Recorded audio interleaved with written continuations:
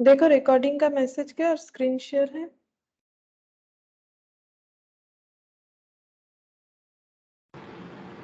Ma'am. अच्छा ठीक है।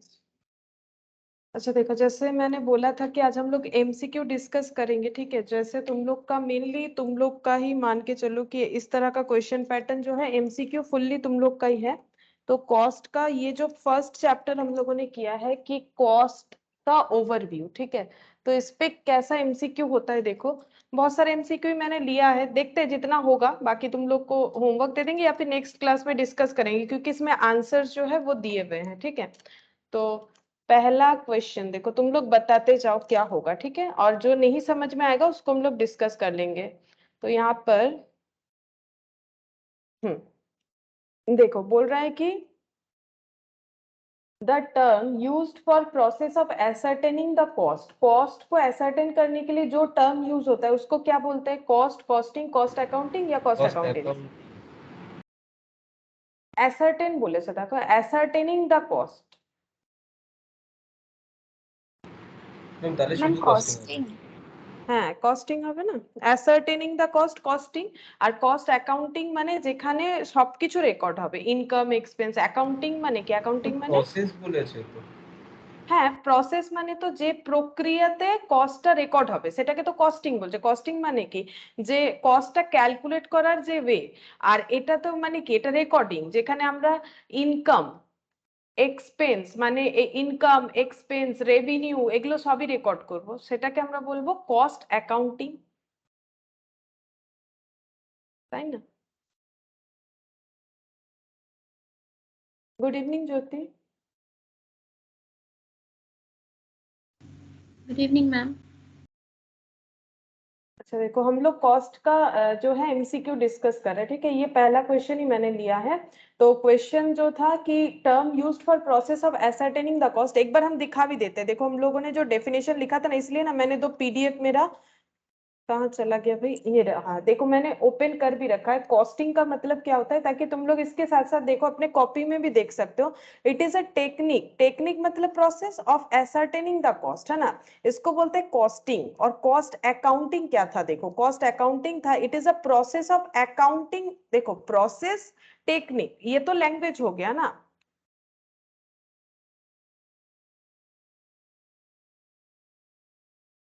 गुड इवनिंग इनकी। Good evening ma'am. देखो ये तो लैंग्वेज हो गया, इट इज अ प्रोसेस। लेकिन है क्या दोनों में डिफरेंस? ये है कि ये कैसा प्रोसेस या टेक्निक है जिससे हम लोग कॉस्ट को एसर्टेन कर सकते हैं। और एसर्टेन तो कर लिया, बट उसको प्रेजेंट कैसे करेंगे? तो देखो यहाँ पर क्या है, कॉस्ट अकाउंटिंग क्या है, कॉस्ट को एसर्टेन करने के बाद उसको रिकॉर्डिंग भी करना पड़ता है ना। तो ये रिकॉर्डिंग का पूरा तरीका को हम लोग क्या बोलेंगे? Cost accounting. तो यहाँ पर प्रोसेस लैंग्वेज जरूर दिया हुआ है, लेकिन हम लोग को यहाँ पर एसर्टेनिंग द कॉस्ट बोला है, ठीक है। एसर्टेनिंग द कॉस्ट, तो ये हो गया कॉस्ट एसर्टेन करने का जो तरीका है उसे हम लोग कॉस्टिंग बोलते हैं, ठीक है। और जो कॉस्ट को एसर्टेन करने के बाद उसको रिकॉर्डिंग करने का जो तरीका है उसको कॉस्ट अकाउंटिंग बोलते हैं। अब कॉस्ट अकाउंटिंग तो कॉस्टिंग के बाद ही होगा, इसीलिए पहले क्या किया जाएगा? कॉस्ट को एसर्टेन किया जाएगा, उसके बाद ये देखो it is a process of accounting, ये अकाउंटिंग प्रोसेस है। फॉर एसर्टेनिंग द कॉस्ट मतलब कॉस्ट एसर्टेन करने का, क्योंकि यहाँ पर इसलिए ऐसे लिखा हुआ है, वो एक्चुअली डेफिनेशन के हिसाब से लिखा हुआ है। ऐसा डेफिनेशन जो है उसमें दिया हुआ है, तो मैंने इसी हिसाब से लिखवा दिया। बट यहाँ पर इंडिविजुअली भी मैंने बताया था। देखो कॉस्टिंग का मतलब है जिससे हम लोग कॉस्ट को कैलकुलेट करेंगे, जैसे जॉब कॉस्टिंग यूज कर लिया, बैच कॉस्टिंग, बट उसे प्रेजेंट कैसे करें? तो वही बोल रहा है। देखो start with recording of income and expenditure, and with preparation of report, ठीक है। उसको हम लोग बोलेंगे कॉस्ट अकाउंटिंग। तो एकदम क्या होता है ना, थोड़ा थोड़ा डिफरेंसेस होता है जिससे प्रॉब्लम हो सकता है, तो इसलिए ध्यान से देखो। तो इसका आंसर हो जाएगा कॉस्टिंग, ठीक है। फिर नेक्स्ट बताओ, क्वेश्चन नंबर 2। यहाँ पर बोला है, ये थोड़ा सा हम समझा देते क्योंकि इसका डिटेल्स मैंने नहीं समझाया था, ये समझा के तुम लोग के पास ऑप्शन दे देते। देखो कन्वर्जन कॉस्ट, यहाँ पर बोला है कि which element of the total cost is common in, ये प्राइम कॉस्ट है, ठीक है, ये चला जाएगा अभी। Prime cost and conversion cost, prime cost और कन्वर्जन कॉस्ट में कॉमन क्या है? तो एक बार इसको ना हम समझा देते हैं। देखो प्राइम कॉस्ट और कन्वर्जन कॉस्ट जो है, प्राइम कॉस्ट तुम लोग को पता है, ये अभी हम बता देते हैं। जो पॉइंट हमारा छूटा हुआ है ना, अभी इसके साथ साथ हम बता देंगे। प्राइम कॉस्ट का मतलब क्या होता है ये तुम लोग को पता है, बोलो प्राइम कॉस्ट का मतलब क्या होता है? प्राइम कॉस्ट का मतलब डायरेक्ट, हाँ बोलो। Direct labour, direct expenses. हाँ, डायरेक्ट मटेरियल है ना, कंज्यूम्ड, ठीक है, direct material consumed, direct labour और डायरेक्ट एक्सपेंस, ठीक है, डायरेक्ट एक्सपेंस। और कन्वर्जन कॉस्ट मैंने लिखाया था कि नहीं मुझे याद नहीं है, फिर ढूंढना पड़ेगा, ठीक है। तो कन्वर्जन कॉस्ट हम एक बार फिर से बता देते हैं, मैंने बताया कि नहीं मुझे प्रॉपर्ली याद नहीं। कन्वर्जन कॉस्ट का मतलब होता है जब हम लोग रॉ मटेरियल को कन्वर्ट करते हैं फिनिश गुड्स में, तो जो भी कॉस्ट इन्वॉल्व होता है इस जगह पे, ठीक है, यहाँ से स्टार्टिंग पॉइंट है हमारा, ये हम लोग का एंडिंग पॉइंट है, ठीक है। तो जब हम लोग रॉ मटेरियल को यूज करते हैं और उसको कन्वर्ट करने का कोशिश करते हैं फिनिश गुड्स में, तो हमें और भी बहुत सारे कॉस्ट को इंक्लूड करना पड़ता है, ठीक है। और इस ये जो यहाँ पर जो कॉस्ट इंक्लूड होता है, इस कॉस्ट को हम लोग बोलते हैं कन्वर्जन कॉस्ट। और कन्वर्जन कॉस्ट में हमें क्या क्या चाहिए, फिनिश गुड्स में कन्वर्ट करने के लिए हमें क्या क्या चाहिए होता है, लेबर चाहिए होता है, ठीक है, और हमें फैक्ट्री का खर्चा चाहिए होता है, एडमिनिस्ट्रेशन खर्चा चाहिए होता है, ये सब खर्चा चाहिए होता है, इसको हम लोग बोलते हैं कन्वर्जन कॉस्ट। कन्वर्जन कॉस्ट में हम लोग ये मान के चलते हैं कि रॉ मटेरियल हम लोगों के पास है ही, देखो इसलिए मैंने यहाँ पर ना लाइन लगा दिया, मतलब कन्वर्जन कॉस्ट मतलब जस्ट यहाँ से लेके यहाँ तक के कॉस्ट को बोला जा रहा है, इसका मतलब रॉ मटेरियल उसमें एक्सक्लूडेड मान रहे हैं। इसीलिए क्योंकि कन्वर्जन कॉस्ट का जो डेफिनेशन है वो कुछ इस तरह से ही है कि हम लोग ये मान के चलते हैं, कन्वर्जन कॉस्ट में ये मान के चलते हैं कि हम लोगों का जो रॉ मटेरियल है वो हम लोगों के पास अवेलेबल है, अगर अवेलेबल नहीं होता तो हम लोग कन्वर्ट ही नहीं कर पाते ना। तो कन्वर्जन कॉस्ट जो है, कन्वर्जन कॉस्ट में ये मान के चला जाता है कि रॉ मटेरियल हम लोगों के पास है, ठीक है। अब ये हो गया। अब इसके अलावा जो भी कॉस्ट लग रहा है फिनिश गुड्स में ट्रांसफर होने का, उसको कन्वर्जन कॉस्ट बोलते हैं। अब हम क्वेश्चन में चलते, तुम लोग मुझे आंसर बताओ, ठीक है। Which element of the total cost is common in prime cost and conversion cost?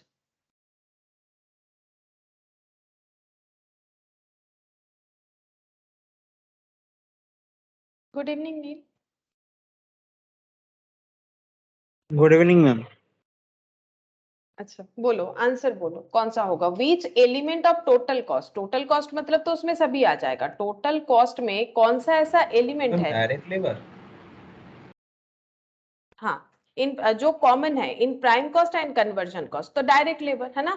Material तो होगा नहीं, क्यों नहीं होगा, क्योंकि प्राइम कॉस्ट में तो मटेरियल आता है, डायरेक्ट मटेरियल आता है, लेकिन अभी तो मैंने कन्वर्जन कॉस्ट का मतलब समझाया ना। कन्वर्जन कॉस्ट का मतलब ये मान के चलते हैं कि मटेरियल हम लोगों के पास है तभी कन्वर्जन करवा रहे हैं, इसी वजह से डायरेक्ट लेबर कॉमन ये वाला हो जाएगा, ठीक है। से ओवरहेड वेरिएबल फिक्स ऐसे बोलने से नहीं होगा ना, क्योंकि देखो प्राइम कॉस्ट में पहला बात है ओवरहेड आता ही नहीं है, प्राइम कॉस्ट में तो ओवरहेड आता ही नहीं, ये दो पॉइंट तो ऐसे कट हो जाएगा। देखो अगर तुम लोग को कन्वर्जन कॉस्ट पता भी नहीं होता तो तुम लोग का एक ही कंफ्यूजन हो सकता था ये दोनों में, ये दो आंसर तो तुम लोग दोगे नहीं, क्योंकि ओवरहेड जो है वो तो प्राइम कॉस्ट का पार्ट होता ही नहीं है, हमें तो पूछा है कॉमन क्या है, तो ये दो ऑप्शन तो कैंसिल, ये दोनों ऑप्शन में से कोई एक होगा, और मैंने बताया। अब उस हिसाब से तुम लोग उस चीज को नोट डाउन कर लो, तो ये हो जाएगा आंसर डायरेक्ट लेबर, ठीक है। देखो डेफिनेशन बहुत होता है, लेकिन एमसीक्यू के हिसाब से हमें थोड़ा थोड़ा चीज और भी सीखना पड़ेगा, क्योंकि एमसीक्यूज उस तरह से डीपली दिया हुआ रहता है तो फिर थीन लाइन हो जाता है डिफरेंसेस। अच्छा नेक्स्ट देखो, नेक्स्ट यहाँ पर क्वेश्चन नंबर 3, ये वाला थोड़ा इकोनॉमिक्स रिलेटेड भी है क्वेश्चन, बोल सकते हो, ठीक है। जैसे देखो यहाँ पर बोल रहा है the cost that increases as volume of activity decreases, point देखो, कॉस्ट बढ़ेगा अगर वॉल्यूम ऑफ एक्टिविटी, अब जैसे मान लो हम लोग 10,000 प्रोडक्शन कर रहे थे, अभी उससे कम करेंगे, वॉल्यूम कम होगा, कॉस्ट बढ़ रहा है, वॉल्यूम कम हो रहा है, within the relevant range is known as, ऐसा कौन सा कॉस्ट है जो वॉल्यूम कम होने पे बढ़ जाता है, इसमें से बोलो कौन सा कॉस्ट है। हमेशा हमें डायरेक्ट आंसर पता हो ऐसा जरूरी नहीं है, जो आंसर नहीं होगा उसको अवॉइड करते हुए जाओ।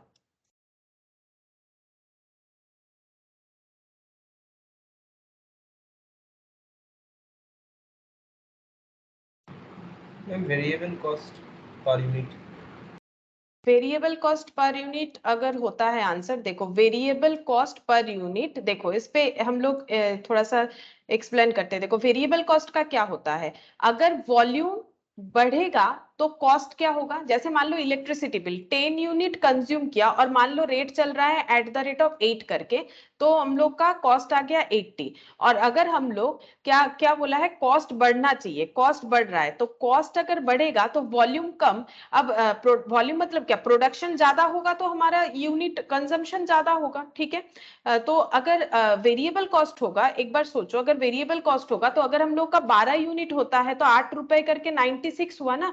तो अगर हम लोगों का प्रोडक्शन ज्यादा होगा तभी इलेक्ट्रिसिटी ज्यादा होगा। तो अगर वॉल्यूम मेरा मुझे कम करना है, ठीक है, चलो ये नहीं होगा, वॉल्यूम मुझे कम करना है, तो अगर हम वॉल्यूम कम कर देते हैं, यहाँ पर 5 यूनिट प्रोडक्शन कर लेते हैं, तो मेरा कॉस्ट देखो कितना हो गया 40। तो मेरा कॉस्ट बढ़ा नहीं ना, कॉस्ट क्या हो गया, कम हो गया। वेरिएबल कॉस्ट का क्या होता है, वेरिएबल कॉस्ट का होता है कि जितना वॉल्यूम बढ़ेगा वेरिएबल कॉस्ट उतना क्या होता है, बढ़ जाता है। वॉल्यूम जितना बढ़ेगा प्रोडक्शन का, वेरिएबल कॉस्ट बढ़ जाएगा। ज्यादा रॉ मटेरियल यूज करेंगे, रॉ मटेरियल कॉस्ट बढ़ गया। ज्यादा लेबर लगाएंगे, लेबर कॉस्ट बढ़ गया। ये तो पूरा पूरी प्रोपोर्शनेट तो क्या होता है, हमारा वॉल्यूम के साथ होता है। वॉल्यूम बढ़ने से वेरिएबल कॉस्ट बढ़ता है, वॉल्यूम कम होने से वेरिएबल कॉस्ट कम होता है। तो इसका मतलब वेरिएबल कॉस्ट वाला आंसर तो नहीं होगा। अब बाकी सोचो। मैम टोटल फिक्स्ड कॉस्ट हो। Cost total fixed cost. अच्छा, टोटल फिक्स्ड कॉस्ट को भी एक्सप्लेन करते हैं। फिक्स्ड कॉस्ट का क्या है, वॉल्यूम पे तो वो डिपेंड ही नहीं करता है, वॉल्यूम बढ़े या कमे, वॉल्यूम बढ़े या वॉल्यूम घटे, फिक्स्ड कॉस्ट तो अपना उतना ही रहता है। तो क्या ये आंसर होगा, एक बार सोचो, वॉल्यूम बढ़ता है कि घटता है, उससे तो फिक्स्ड कॉस्ट इफेक्ट ही नहीं डालता है, ये तो आंसर हो ही नहीं सकता। ये कैसे होगा, वॉल्यूम के साथ तो फिक्स्ड कॉस्ट इररेलेवेंट है ना।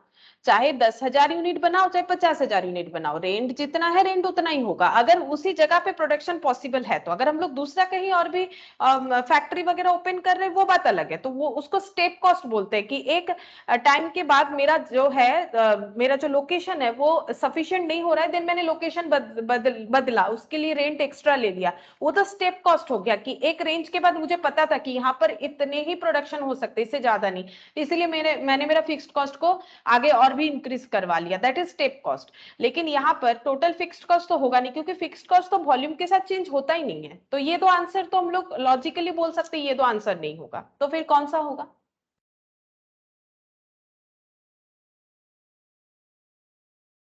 अगर टोटल वेरिएबल कॉस्ट वाला आंसर नहीं होगा तो क्या पॉइंट बी होगा, मुझे बताओ। अगर वेरिएबल कॉस्ट नहीं होता है, इफेक्ट दिखा है ना, इफेक्ट होता है, बट यहाँ तो ऑपोजिट इफेक्ट दिखा रहा है, हमें तो ऑपोजिट इफेक्ट नहीं मिलता है ना। वेरिएबल कॉस्ट में तो हमें सिमिलर इफेक्ट मिलता है, वॉल्यूम बढ़े तो कॉस्ट बढ़ेगा, वॉल्यूम घटे तो कॉस्ट घटेगा। तो क्या ये आंसर, हाँ बोलो। Average for you. हाँ, एवरेज कॉस्ट पर यूनिट होगा, एवरेज कॉस्ट पर यूनिट। जैसे देखो, फिक्स्ड कॉस्ट मान लो, फिक्स्ड कॉस्ट है 10 रुपीज, ठीक है, वेरिएबल कॉस्ट आ रहा है 10 रुपए करके 10 यूनिट का, फॉर एग्जाम्पल 100 रुपीज, ठीक है। हम लोग 10 यूनिट प्रोडक्शन कर रहे हैं 10 रुपया करके 100 रुपीज, तो मेरा टोटल कॉस्ट कितना आ रहा है 10 प्लस 100, ये हो गया 110। और कितना यूनिट बना रहे, 10 यूनिट बना रहे, तो मेरा यहाँ पर कितना हो गया 11 रुपीज हो गया, एवरेज कर दिया मैंने कॉस्ट को। अच्छा, अब देखो वॉल्यूम और एक्टिविटी अगर हम लोग डिक्रीज कर देते हैं तो फिक्स्ड कॉस्ट मेरा इतना ही है। अब हम 10 यूनिट के जगह बनाते हैं 5 यूनिट, तो 5 यूनिट का 50 रुपीज खर्चा हो गया, तो टोटल हो गया 60 रुपीज। 60 डिवाइडेड बाई 5, 5 यूनिट बना रहे हैं तो डिवाइड करो कितना आता है, 12 आता है। तो हुआ कि मेरा कॉस्ट इंक्रीज हो गया, कॉस्ट पर यूनिट इंक्रीज हो गया। देखो कॉस्ट पर यूनिट 11 से 12 हो गया। अगर हम लोगों का वॉल्यूम ऑफ एक्टिविटी डिक्रीज हुआ, पहले हम 10 यूनिट बना रहे थे अभी हम 5 यूनिट बना रहे हैं, तो मेरा 50 रुपए वेरिएबल कॉस्ट हो रहा है, तो मेरा टोटल कॉस्ट कितना हो गया 10 प्लस 50 60। अब मुझे इसका एवरेज करना है, तो 5 यूनिट पे ये कॉस्ट अगर हो रहा है तो ये हो गया। देखो ये क्यों हो रहा है, क्योंकि फिक्स्ड कॉस्ट क्या हो रहा है, फिक्स्ड कॉस्ट पहले 10 यूनिट में बट रहा था, अभी फिक्स्ड कॉस्ट 5 यूनिट में बटेगा। ये तो चेंज नहीं कर पा रहे ना, ये भले ही चेंज हो रहा है लेकिन ये तो चेंज नहीं कर पा रहे, तो मेरा एवरेज कॉस्ट पर यूनिट क्या हो जाएगा, बढ़ जाएगा, ठीक है। तो एवरेज कॉस्ट पर यूनिट जो है वो इस तरह से इफेक्ट होगा, cost increase as volume of the activity decreases, ठीक है। ये हो जाएगा आंसर हम लोगों का।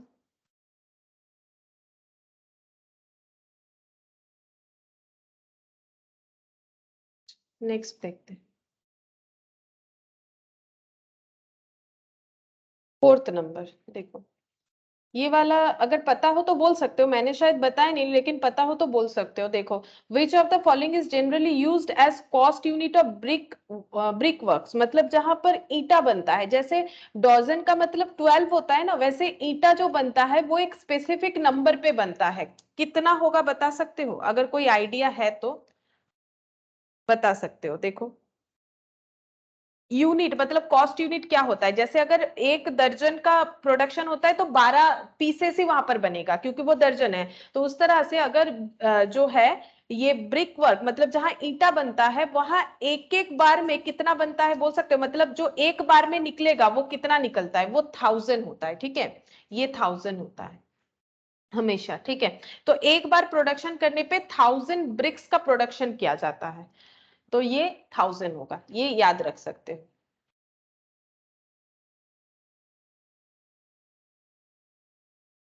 एक सेकेंड,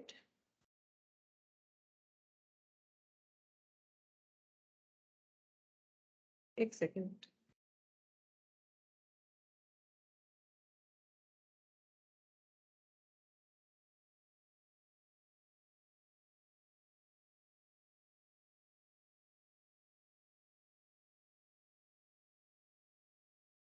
अच्छा, तो इसको ये 1000 होगा। ठीक है, ये याद रखो कि जनरली कॉस्ट यूनिट जो होता है वो 1000 में, मतलब एक बार जो खर्चा होता है वो 1000 ब्रिक्स का ही हम लोग कैलकुलेट करते हैं। अच्छा, ये हो गया 4th नंबर। 5th नंबर देखो, रेलिवेंट कॉस्ट कौन सा है? रेलिवेंट कॉस्ट कौन सा है? Future cost, standard cost, controllable cost, historical cost, बोलो क्या होगा? थोड़ा थोड़ा इसके बारे में हम लोगों ने सारे कॉस्ट के बारे में ही डिस्कस किया है, तो एक बार ट्राई करके देख सकते, एक बार कोशिश करो, देखो क्या होगा। रेलिवेंट कॉस्ट क्या है?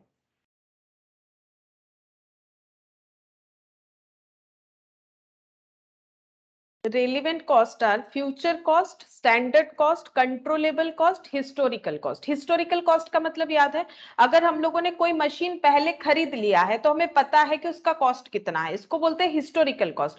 फ्यूचर कॉस्ट का मतलब अगर उस मशीन को हम लोग फ्यूचर में खरीदने जाते हैं, देन हमारा क्या कॉस्ट इंक्लूड होगा, इसको हम लोग बोलते हैं फ्यूचर कॉस्ट। स्टैंडर्ड कॉस्ट का मतलब क्या होता है, जो हम लोग एस्टिमेट करते हैं वो होता है स्टैंडर्ड कॉस्ट। कंट्रोलेबल कॉस्ट मतलब जो हमारे कंट्रोल में होता है जो कॉस्ट, जैसे मान लो किसी प्रोडक्ट में हम लोग रिसर्च वगैरह कर रहे हैं तो उस पर कितना खर्च करें ना करें वो हमारे कंट्रोल में है, उसको बोलते हैं कंट्रोलेबल कॉस्ट। और रेलिवेंट कॉस्ट का मतलब होता है जो कॉस्ट मतलब डिसीजन मेकिंग में हमें हेल्प करेगा, रेलिवेंट कॉस्ट इसको हम लोग बोल सकते हैं। तो कुछ समझ में आ रहा है तो बोल सकते हो। रेलिवेंट कॉस्ट रिलेटेड मतलब किससे ज्यादा मिलता जुलता है, ये बताओ। रेलिवेंट कॉस्ट किससे ज्यादा मिलता जुलता है? Standard cost. स्टैंडर्ड कॉस्ट का मतलब देखो, स्टैंडर्ड कॉस्ट का मतलब है कि एक एस्टिमेशन हम लोग जो कर रहे हैं उसको हम लोग स्टैंडर्ड कॉस्ट बोलेंगे। ठीक है, तो रेलिवेंट कॉस्ट का मतलब होता है जब हम लोग कोई डिसीजन लेंगे ना तो वो कॉस्ट हमारे लिए रेलिवेंट होगा, मतलब ऐसा कॉस्ट जो हम लोगों को डिसीजन लेने में हेल्प कर सकता है, जो हम लोगों को डिसीजन लेने में हेल्प कर सकता है, उसको हम लोग बोलते हैं रेलिवेंट कॉस्ट। ठीक है, मतलब कोई कॉस्ट हम लोग इनकट करना चाहते हैं, ठीक है, और ये हमें क्या करेगा, ये अवॉइडेबल भी है। देखो, ये अवॉइडेबल भी है क्योंकि रेलिवेंट मतलब क्या, जरूरत है तभी हम लोग इनकट करेंगे, अगर जरूरत नहीं है तो नहीं करेंगे। ठीक है, तो रेलिवेंट कॉस्ट जो है वो ऐसा होता है कि जो हम लोग इनकट करेंगे उससे हम लोग डिसीजन वगैरह भी ले सकेंगे। तो देखो, मैंने यहाँ पर तुम लोग को स्टैंडर्ड कॉस्ट, कंट्रोलेबल कॉस्ट ये सब बताया था, यहाँ पर एक बार दिखाते हैं तो शायद तुम लोग को याद आ जाए। देखो, यहाँ पर चेक करते हैं, cost reduction, cost allocation, cost absorption, apportion, conversion cost यहाँ पर बताया भी था मैंने। अच्छा, ये देखो यहाँ पर डायरेक्ट लेबर से स्टार्ट हुआ था, देखते हैं, मैंने बताया था इसलिए वहीं पर एक बार दिखा देते हैं तुम लोग। Direct expense, indirect expense,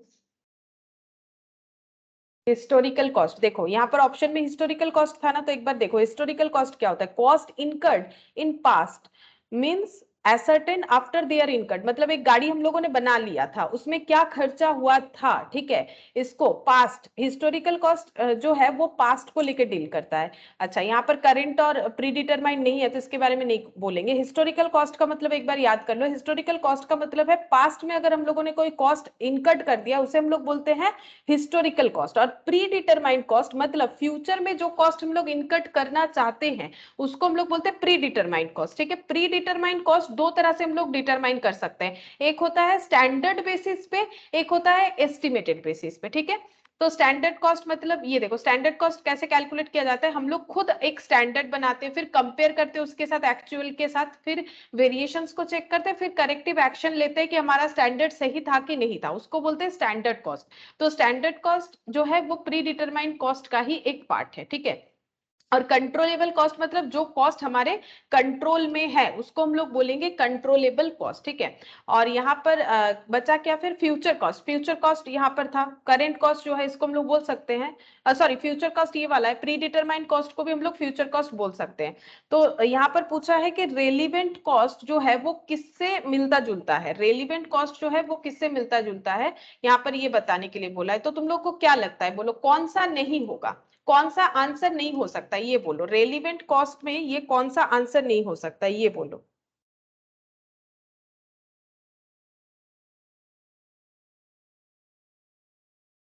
controllable और स्टैंडर्ड नहीं होगा।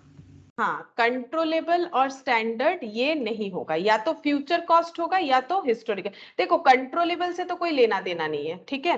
रेलिवेंट कॉस्ट, हम एक काम करते हैं, रेलिवेंट कॉस्ट एक बार लिखवा देते हैं, ठीक है। यहाँ पर रेलिवेंट कॉस्ट जो है वो लिखवा देते हैं। मैम हाँ बोलो। फ्यूचर कॉस्ट है क्या? हाँ फ्यूचर कॉस्ट होगा, फ्यूचर कॉस्ट आंसर होगा, ठीक है, फ्यूचर कॉस्ट आंसर होगा। एक बार हम रेलिवेंट लिखवा देते हैं, ये शायद मैंने नहीं लिखवाया था या फिर मुझे याद नहीं लिखवाया है कि नहीं। रेलिवेंट कॉस्ट जो है, रेलिवेंट मतलब क्या, जिससे हम लोग डिसीजन ले सकते हैं, फ्यूचर का हो गया ना रेलिवेंट कॉस्ट, इसका मतलब फ्यूचर से रिलेटेड कॉस्ट को हम लोग बोलेंगे रेलिवेंट कॉस्ट। लिख देते हैं, the cost that arise in future and are difference for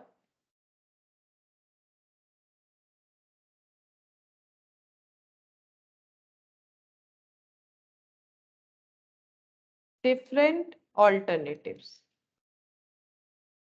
जो कॉस्ट फ्यूचर में हमारा इनकट हो सकता है जो अलग अलग एक्टिविटी के लिए है, ठीक है। और ये किस में हेल्प करता है, फ्यूचर से रिलेटेड हर एक कॉस्ट हमें डिसीजन के लिए हेल्प करता है, यूज्ड फॉर मैनेजरियल डिसीजन।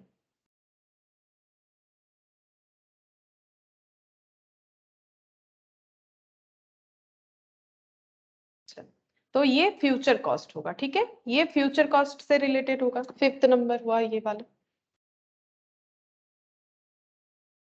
अच्छा, सिक्स्थ नंबर वाला एक बार हम ये थोड़ा सा इसका आंसर जो है ये मेरे हिसाब से गलत है, हम इसको बाद में बता देंगे, ठीक है। इसको थोड़ा सा ठीक करना पड़ेगा इसके ऑप्शन को या क्वेश्चन को। तो ये 6 नंबर हम यहाँ पर लिख के रखते हैं, अभी 6 नंबर वाला हम लोग नहीं डील करेंगे। 7th नंबर देखो, the cost of selecting one course of action and forgoing the other is known as, मतलब अगर हम लोग एक चीज चूज कर रहे हैं तो दूसरा हमसे छूट जाएगा, ठीक है। अगर हम लोग कोई भी एक चीज को चूज कर रहे हैं तो दूसरा हमसे छूट जाएगा, ऐसे कॉस्ट को कौन सा कॉस्ट बोला जाता है, sunk cost, differential cost, opportunity cost, joint cost, बोलो। अपॉर्चुनिटी कॉस्ट सी। हाँ सी बोल रहे हो ना, opportunity cost, correct. Yes, ma'am. हाँ अपॉर्चुनिटी कॉस्ट होता है, ठीक है। ऐसा कॉस्ट जो हम लोग अपॉर्चुनिटी कॉस्ट जैसे लास्ट क्लास में ही हम लोगों ने किया था अपॉर्चुनिटी कॉस्ट, और उसके साथ साथ हम लोगों ने और एक कॉस्ट भी देखा था, नोशनल कॉस्ट, है ना। नोशनल कॉस्ट और अपॉर्चुनिटी कॉस्ट। अपॉर्चुनिटी कॉस्ट का मतलब जैसे मान लो तुम लोग अभी अगर जॉब करते हो और पढ़ाई नहीं करते हो, ऐसे ही मैंने एग्जाम्पल दिया था, तो जॉब करने पे तुम लोग का जो भी सैलरी आता वो तुम लोग नहीं ले पा रहे हो, ऊपर से तुम लोग अपने पढ़ाई का भी कॉस्ट बेयर कर रहे हो, तो इसको बोला जाता है अपॉर्चुनिटी कॉस्ट, ठीक है। संक कॉस्ट का मतलब जो चला गया, संक कॉस्ट का मतलब जो चला गया। मान लो तुम लोगों ने किसी कोर्स में एडमिशन ले लिया पढ़ने के लिए और वो नॉन रिफंडेबल है, लेकिन तुम लोग अभी नहीं पढ़ना चाहते हो तो वो गया, अब उसको लेके दिमाग मत लगाओ, यानी वो संक कॉस्ट हो गया। ठीक है, कोई भी चीज में अगर हम लोग पैसा इन्वॉल्व करते फिर उसको आगे कंटिन्यू नहीं करना चाहते तो वो पैसा तो चला गया, दैट इज संक कॉस्ट होता है, यानी जो चला गया, डूब गया। तो ये तो नहीं हुआ। हमें बोला था कि cost of selecting one course of action and forgoing, एक चीज लेने के लिए दूसरा चीज नहीं ले पा रहे। डिफरेंशियल हम लोगों ने पढ़ा था, दो तरह का होता है, इंक्रीमेंटल और डिक्रीमेंटल। मतलब पहले कॉस्ट क्या था, अभी क्या है। और ज्वाइंट कॉस्ट का मतलब होता है कि जैसे ज्वाइंट कॉस्टिंग जिन्होंने किया है तो ज्वाइंट कॉस्ट पता होगा। देखो ज्वाइंट कॉस्ट का मतलब होता है, मान लो मिल्क जो है, डेयरी जो इंडस्ट्री होता है वहां पर मेन रॉ मटेरियल मिल्क होता है। अब वहां से हम लोग क्या क्या बना सकते हैं, देखो मिल्क को यूज करके हम लोग बना सकते हैं, कर्ड बना सकते हैं। ठीक है, मिल्क के यूज से हम लोग बटर मिल्क बना सकते हैं, मतलब जिसे छाछ बोला जाता है। ठीक है, घी बना सकते हैं, आइसक्रीम वगैरह बना सकते हैं। तो मिल्क को प्रोडक्शन का जो भी खर्चा हुआ, ठीक है, वो ये सारी जगह पे हमें कैसे अपोर्शन करना है, इसको बोला जाता है ज्वाइंट कॉस्ट। ठीक है, इसके लिए हम लोगों ने बाद में खर्चा किया, ये फर्दर प्रोडक्शन है, लेकिन रॉ मटेरियल तो मिल्क है, तो ये हो जाता है ज्वाइंट कॉस्ट। ज्वाइंट कॉस्ट को कैसे अपोर्शन करें, ज्वाइंट कॉस्ट को ये होता है ज्वाइंट कॉस्ट की ज्वाइंटली जो कॉस्ट लग रहा है। जैसे मान लो हम लोगों का प्रोडक्शन करने का जो टारगेट था वो था सपोज ए प्रोडक्ट, लेकिन रॉ मटेरियल जो हम लोगों ने यूज किया उसका प्रोडक्शन जब कंप्लीट हुआ तब वहां से सिर्फ ए नहीं, ए के साथ बी सी डी और भी अलग अलग प्रोडक्ट बन गया, तो इसका खर्चा किस तरह से अपोर्शन करें, इसको बोला जाता है ज्वाइंट कॉस्ट। ठीक है, तो इसका आंसर हो जाएगा हम लोगों का यहाँ पर अपॉर्चुनिटी कॉस्ट। ठीक है, अच्छा अब 8th number, expenditure on labor and materials that cannot be economically identified with a specific sellable cost unit is known as, बोलो इसको क्या बोलते हैं, ये हम लोग बार बार डिस्कस करते हैं। Expenditure on labour and material, expenditure यानी खर्चा, लेबर और मटेरियल का जो भी खर्चा जो हम लोग इकोनॉमिकली आइडेंटिफाइड नहीं कर सकते। लास्ट क्लास में हम लोग पढ़ रहे थे ना, इकोनॉमिकली फिजिबल, इकोनॉमिकली आइडेंटिफाइड नहीं कर पाते हैं तो इस तरह के कॉस्ट को क्या बोला जाता है, बोलो। इकोनॉमिकली अगर आइडेंटिफाइड नहीं करते हैं तो इस तरह के कॉस्ट को क्या बोला जाता है।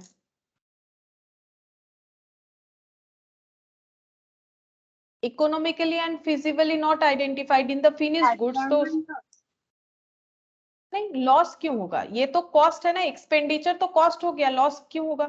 Expenditure on labour and material, जैसे कि लेबर मटेरियल का क्या खर्चा हो सकता है, डायरेक्ट लेबर एक खर्चा हो सकता है, और क्या हो सकता है, इनडायरेक्ट लेबर हो सकता है। ठीक है, और मटेरियल का भी क्या हो सकता है, ओवरहेड, करेक्ट, ओवरहेड होगा ना, जो हम लोग आइडेंटिफाई नहीं कर पाएंगे, can not be economically identified. जो फिनिश गुड्स में आइडेंटिफाइड नहीं होता उसे ओवरहेड बोलते हैं ना। जैसे हम लोगों ने एक ड्रॉ भी किया था ना, जैसे एक ये देखो दिखाते हैं कहां पर, यहाँ शायद यहाँ पर देख सकते हो,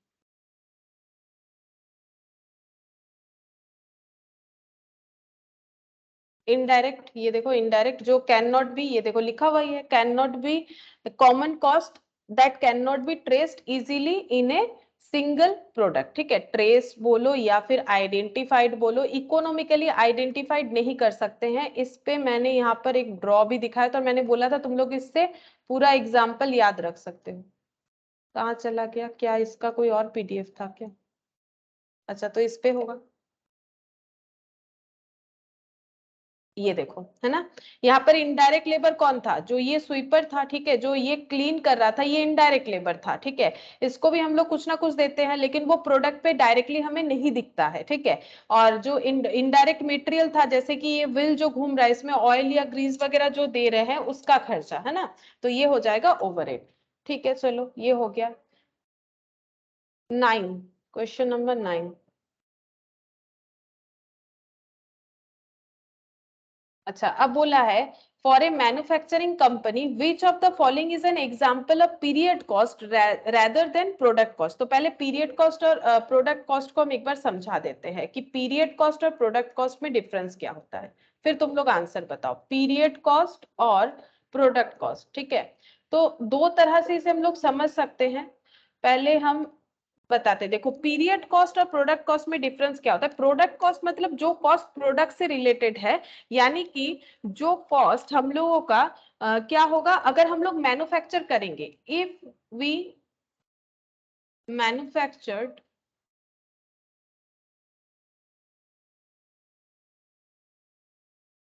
if we manufactured the product, अगर हम लोग कोई भी प्रोडक्ट मैन्युफैक्चर्ड कर रहे हैं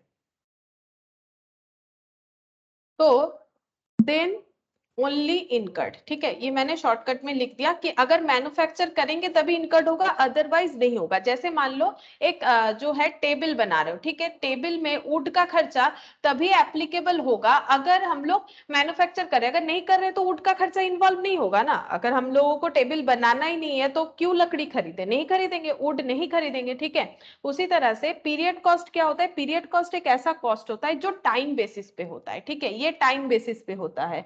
और ये जो है ये प्रोडक्ट बेसिस पे होता है, ये प्रोडक्ट ओरिएंटेड है, वो टाइम ओरिएंटेड है। टाइम ओरिएंटेड का मतलब है कि अगर टाइम स्पेंट हो रहा है, ठीक है, हम इस तरह से लिख देते हैं, इफ टाइम स्पेंट, अगर टाइम जा रहा है then we should pay it, हमें ये पे करना पड़ेगा, ठीक है, हमें ये अमाउंट पे करना पड़ेगा, ठीक है, इन स्पाइट ऑफ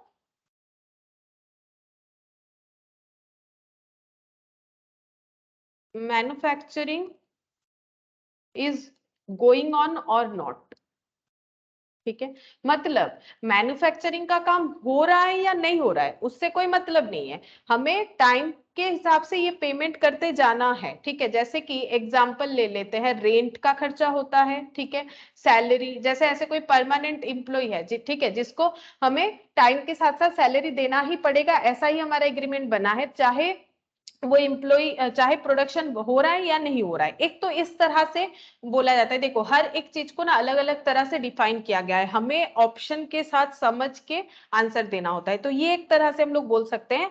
और एक तरह से भी इसको डिफाइन किया जाता है पीरियड कॉस्ट और प्रोडक्ट कॉस्ट को। देखो पीरियड प्रोडक्ट कॉस्ट का मतलब होता है कि जो इन्वेंट्री का कॉस्ट होता है, ठीक है, मतलब अगर हम लोग किसी को एज ए इन्वेंट्री डिफाइन करेंगे, मतलब इन्वेंट्री मतलब क्या हो गया, स्टॉक, ठीक है, इन्वेंट्री का मतलब हो गया स्टॉक, तो इन्वेंट्री जो हमारा नहीं बिका वही हमारा क्लोजिंग स्टॉक होता है, ठीक है। तो इन्वेंट्री जो है हम लोग का, मतलब जो हम लोग का product as a closing stock है, उसमें जो भी कॉस्ट इन्वॉल्व है उसे हम लोग बोलते हैं प्रोडक्ट कॉस्ट, ठीक है। ये इन्वेंट्री में इंक्लूड होता है, इन्वेंट्री में इंक्लूड होता है कौन सा cost, product cost. But period cost जो है उसको हम लोग इन्वेंट्री में इंक्लूड नहीं करते हैं, नॉट इंक्लूड इन इन्वेंट्री, ठीक है, नॉट इंक्लूड इन इन्वेंट्री, ये इन्वेंट्री में इंक्लूड नहीं होता है, इस तरह से भी इसको डिफाइन किया गया है। अब इन्वेंट्री में इंक्लूड नहीं होता है, जैसे कि मान लो सेलिंग का खर्चा, ठीक है, सेलिंग कमीशन, अब मान लो सेलिंग कमीशन जो है वो इस तरह से डिफाइन किया गया है, सेल करोगे तभी देंगे, नहीं तो नहीं देंगे, ठीक है, मतलब सेल होगा तो कमीशन मिलेगा, नहीं होगा तो नहीं मिलेगा, ठीक है। और ये जो खर्चा है ये तो मतलब क्लोजिंग स्टॉक में जो प्रोडक्ट है उससे इंक्लूडेड नहीं हुआ, इसीलिए इसको हम लोग पीरियड कॉस्ट बोलेंगे। तो इसको ना दो तरह से डिफाइन किया गया है, एक तो पीरियड कॉस्ट है टाइम के हिसाब से होता है, ठीक है, टाइम के हिसाब से, यानी अगर हम लोगों का मैन्युफैक्चरिंग बंद भी है तो भी हमें जो खर्चा देना पड़ेगा उसको बोलेंगे। और एक तरह से डिफाइन किया गया दैट इज इन्वेंट्री के हिसाब से, मतलब अगर हमारा क्लोजिंग स्टॉक होता है तो उसमें कौन सा कॉस्ट इंक्लूड नहीं रहेगा, जो कॉस्ट इंक्लूड नहीं रहेगा उसको हम लोग बोलेंगे पीरियड कॉस्ट, ठीक है, इस तरह से भी डिफाइन किया गया है। अच्छा, और इसमें क्या क्या इंक्लूड नहीं होगा, जैसे मैंने एक सेलिंग एक्सपेंस का एग्जांपल दिया, एक्चुअली क्या क्या इंक्लूड नहीं होगा, देखो ओवरहेड, ओवरहेड और sales general and administrative cost, administrative cost, ठीक है, ये सब कॉस्ट जो है वो इन्वेंट्री कॉस्ट नहीं होता है, स्टॉक बनाने का कॉस्ट नहीं होता है, इस वजह से इस तरह के कॉस्ट को पीरियड कॉस्ट बोलते हैं। ये सारा कॉस्ट जो है वो इन्वेंट्री इंक्लूडेड नहीं होता है। तो दो तरह से मैंने बताया, दो तरह से ही हमें पता करना पड़ेगा। अब यहाँ पर जो क्वेश्चन है देखो इसका आंसर हम लोग दे पाते हैं कि नहीं। इसमें यहाँ पर क्वेश्चन बोल रखा है कि फॉर ए मैन्युफैक्चरिंग कंपनी, मतलब प्रोडक्ट बनाती है, ठीक है, manufacturing company, which of the following is an example of period cost, rather than A product cost, क्योंकि मैंने बोला ना दो तरह से इसको समझना है, मतलब कौन सा ऐसा कॉस्ट है जो कि पीरियड कॉस्ट ज्यादा लग रहा है प्रोडक्ट कॉस्ट से, कौन सा ऐसा कॉस्ट, तो तुम लोग बोलो कौन सा कॉस्ट तुम लोग का ऐसा लग रहा है जो कि पीरियड कॉस्ट है प्रोडक्ट कॉस्ट से ज्यादा, बोलो कौन सा। एक है डेप्रिसिएशन ऑन फैक्ट्री इक्विपमेंट, एक है कमीशन टू सेल्समैन, एक है वेजेस ऑफ मशीन ऑपरेटर, एक है इंश्योरेंस ऑन फैक्ट्री इक्विपमेंट। तो अगर हम लोग पहले वाले से ट्रीट करते हैं, तो अगर हम लोग का मैन्युफैक्चरिंग होता है तो क्या क्या देना पड़ेगा, कंपलसरी क्या है, देखो अगर मैन्युफैक्चरिंग होता है तो हमें क्या क्या खर्चा देना पड़ेगा, वेजेस ऑफ मशीन ऑपरेटर ये देना पड़ेगा अगर मैन्युफैक्चर, मतलब ये हम लोग का कौन सा कॉस्ट हो गया, ये हम लोग का प्रोडक्ट कॉस्ट हो गया। देखो ये हम लोग का प्रोडक्ट कॉस्ट है, क्यों बताओ, क्योंकि अगर हम लोग पहले वाले डेफिनेशन से देखें तो प्रोडक्शन होगा तो वेजेस देना पड़ेगा मशीन ऑपरेटर को, ठीक है। इसके अलावा अगर हम लोग इसको इन्वेंट्री के हिसाब से भी देखें तो इन्वेंट्री यानी जो क्लोजिंग स्टॉक बनता है उसमें वेजेस का खर्चा आ ही जाएगा, ठीक है। Commission to the salesman, commission to the salesman बोल रहा है, इसको अगर देखें तो ये हम लोग का कौन सा कॉस्ट होगा, क्या लगता है, बोलो ये कौन सा कॉस्ट होगा, कमीशन टू द सेल्समैन। अगर ये वेरिएबल है, देखो कमीशन तो दो तरह से दे सकते हैं ना, एक फिक्स नेचर में भी दे सकते हैं कि बिके या ना बिके इतना कमीशन हम लोग देते ही हैं, और एक होता है वेरिएबल नेचर में भी होता है। अगर वेरिएबल नेचर में है, अगर वेरिएबल नेचर में है तो हम लोग इसको क्या बोलेंगे, इसको हम लोग बोलेंगे प्रोडक्ट, इसको हम लोग क्या बोलेंगे, पीरियड कॉस्ट बोलेंगे ना। अगर वेरिएबल नेचर में है इसका मतलब क्या, बिकेगा तो देंगे, नहीं बिकेगा तो नहीं देंगे, ठीक है। तो ये हम लोग का क्या हो जाएगा, अगर फिक्स्ड या वेरिएबल कौन से नेचर में है उसके ऊपर डिपेंड करेगा। फिक्स्ड होगा तो ये पीरियड कॉस्ट हो जाएगा कि हाँ हम लोग मंथली सेल्समैन को कमीशन देते हैं तो ये पीरियड कॉस्ट होगा, लेकिन वेरिएबल होगा तो ये प्रोडक्ट कॉस्ट होगा। लेकिन हमें यहाँ पर क्या बोला है कि पीरियड कॉस्ट ज्यादा लग रहा है रेदर देन प्रोडक्ट कॉस्ट, मतलब इस तरह से हमें आंसर देना पड़ेगा, ठीक है। देखो फिर डेप्रिसिएशन जो है, डेप्रिसिएशन तो ऐसा कॉस्ट है ये टाइम बेसिस पे हो रहा है, इस तरह से अगर देखें तो ये हो जाएगा पीरियड कॉस्ट, है ना। और ये देखो अगर हम लोगों का मैन्युफैक्चरिंग हो रहा है या नहीं हो रहा है, डेप्रिसिएशन तो लगता जाएगा। और इंश्योरेंस ऑन फैक्ट्री भी इसी तरह का है, वो भी टाइम बेसिस पे है और वो भी पीरियड कॉस्ट के तरह है। क्यों बोलो, क्योंकि इंश्योरेंस ऑन फैक्ट्री जो है, फैक्ट्री इक्विपमेंट, हम लोग का मैन्युफैक्चरिंग चलता जाए या ना चले, ठीक है, मैन्युफैक्चरिंग हो या ना हो ये हम लोगों को पे करना ही पड़ेगा, है ना। तो हम लोग को बोला है कि पीरियड कॉस्ट कौन सा लग रहा है, तो एकदम प्योर पीरियड कॉस्ट तो मुझे ये दोनों लग रहा है, लेकिन इस दोनों में वैसी कोई एक ज्यादा परफेक्ट है, कौन सा होगा ये बताओ, ये दोनों में से कोई एक ज्यादा परफेक्ट है, कौन सा होगा। अब उसके लिए हम लोग किस तरह से एनालिसिस करेंगे, मुझे एक चीज बताओ कि मतलब यहाँ पर अभी हम लोगों ने इस तरह से देख लिया टाइम बेसिस पे, अब जो दूसरा डेफिनेशन था जो हम लोग का इन्वेंट्री बेसिस पे था, अगर हम लोग का प्रोडक्ट क्लोजिंग स्टॉक में रहता है तो कौन सा कॉस्ट जो है वहां पर इंक्लूडेड होगा ही होगा, ये फैक्ट्री इक्विपमेंट वाला होगा या इंश्योरेंस ऑन फैक्ट्री इक्विपमेंट वाला होगा, डेप्रिसिएशन ऑन फैक्ट्री इक्विपमेंट होगा या इंश्योरेंस ऑन फैक्ट्री इक्विपमेंट होगा, कौन सा ऐसा कॉस्ट है जो हमें इंक्लूड करना ही पड़ेगा प्रोडक्ट में, डेप्रिसिएशन या इंश्योरेंस, कौन सा ज्यादा कंपलसरी लग रहा है, डिप्रिशिएशन। डिप्रिशिएशन, ठीक है। तो इसका मतलब हम लोग का आंसर कौन सा होगा, ये वाला इंश्योरेंस ऑन फैक्ट्री इक्विपमेंट, ठीक है, इंश्योरेंस ऑन फैक्ट्री इक्विपमेंट होगा, क्योंकि देखो मशीन में प्रोडक्शन होगा तो फिनिश्ड गुड्स में तो मशीन का इंपैक्ट आएगा ही, तो डिप्रिशिएशन का इंपैक्ट भी आएगा, ठीक है। तो इसलिए हम लोग का आंसर यहाँ पर क्या होगा, इंश्योरेंस ऑन फैक्ट्री इक्विपमेंट, ये हम लोग का आंसर होगा।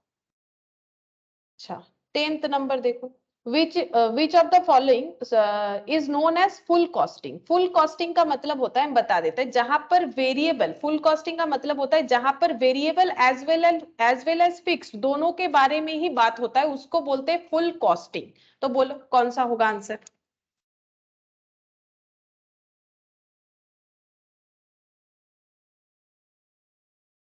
कौन सा नहीं होगा वो बता दो, कौन सा नहीं होगा वो बता दो। फुल कॉस्टिंग का मतलब होता है जहां पर वेरिएबल फिक्स दोनों के बारे में ही बात होता है, उसको हम लोग बोलते हैं फुल कॉस्टिंग। तो कौन कौन सा आंसर नहीं होगा वही बता दो। वेरिएबल कॉस्टिंग, नहीं होगा, करेक्ट। और डिफरेंशियल कॉस्टिंग। ये भी नहीं होगा। मैम आंसर मार्जिनल कॉस्टिंग होगा। मार्जिनल कॉस्टिंग तो नहीं होगा। देखो मार्जिनल कॉस्टिंग में हम लोगों ने स्टार्टिंग में ही क्या पढ़ा था, मार्जिनल कॉस्टिंग का और एक नाम ही क्या होता है, वेरिएबल कॉस्टिंग। यहाँ पर हम लोग क्या चेक करते हैं, यहाँ पर हम लोग ये चेक करते हैं कि एक यूनिट ज्यादा प्रोडक्शन करते हैं। मान लो हम लोग 10 यूनिट प्रोड्यूस कर रहे हैं, अगर हम लोग 11 यूनिट प्रोड्यूस करते हैं तो हम लोग का वेरिएबल कॉस्ट कितना बढ़ जाता है, उसके लिए डील करता है मार्जिनल कॉस्टिंग। और अगर याद है तुम लोगों को, हम लोग जब एब्जॉर्प्शन कॉस्टिंग करे थे, मैंने दो शीट कंपेयर करके दिखाया था, एक तरफ मार्जिनल और एक तरफ एब्जॉर्प्शन, एक ही क्वेश्चन को दोनों तरह से सॉल्व करके दिखाया था। एब्जॉर्प्शन कॉस्टिंग में हम लोग variable as well as fixed दोनों कॉस्ट को ही इंक्लूड कर रहे थे। एक बार अगर मतलब जस्ट याद करो, एक बार अगर कॉपी में देखोगे तो मिल भी जाएगा शायद, वो जो मैंने डिस्कस किया था, जो एग्जांपल लिया था, अगर तुम लोगों ने लिखा है तो एक बार देखना, वहां पर एक ही क्वेश्चन को मैंने दो तरह से करके दिखाया था। ठीक है, तो मार्जिनल कॉस्टिंग जो है वो तो वेरिएबल कॉस्टिंग का ही दूसरा नाम है ना। और इसका मतलब आंसर क्या होगा, बोलो आंसर क्या होगा? Absorption costing. Absorption costing, answer absorption costing, क्योंकि एब्जॉर्प्शन कॉस्टिंग जो है variable as well as fixed दोनों चीजों को लेके डील करता है। अच्छा, बोल रहा है कि कौन सा ट्रू नहीं है, कौन सा ट्रू नहीं है, बोल रहा है कि fixed cost remain fixed over A short period, over a long period and with in A relevant range, over A short period and with in A relevant range, over a long period. बोलो कौन सा सही लग रहा है? Fixed cost जो है वो इन चारों में से कौन सा होगा?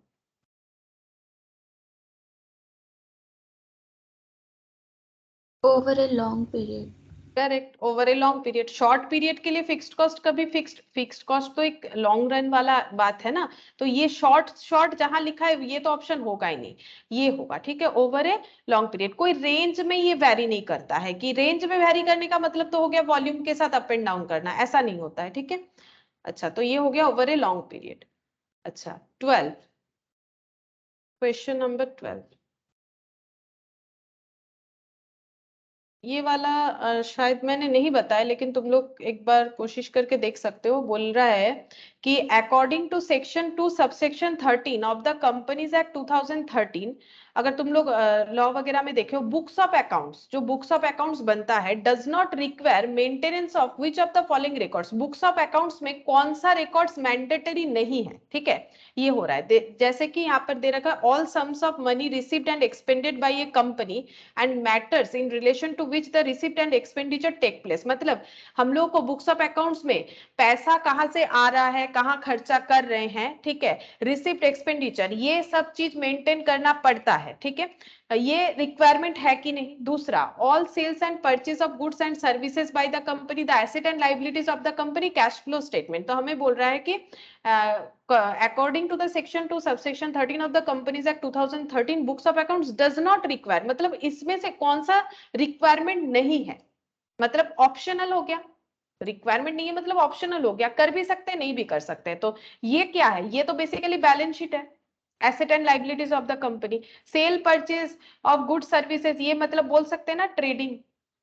और ये क्या है? यहाँ पर हम लोग कितना पैसा आ रहा है जा रहा है, ये ट्रेडिंग। मतलब ये अगर कोई एनपीओ है तो नॉन जो रिसिप्ट पेमेंट अकाउंट होता है वो हो जाएगा, या फिर इसको हम लोग एक बार पीएल बोल लेते हैं। ठीक है, और ये कैश फ्लो। तो कौन सा मैंडेटरी नहीं है?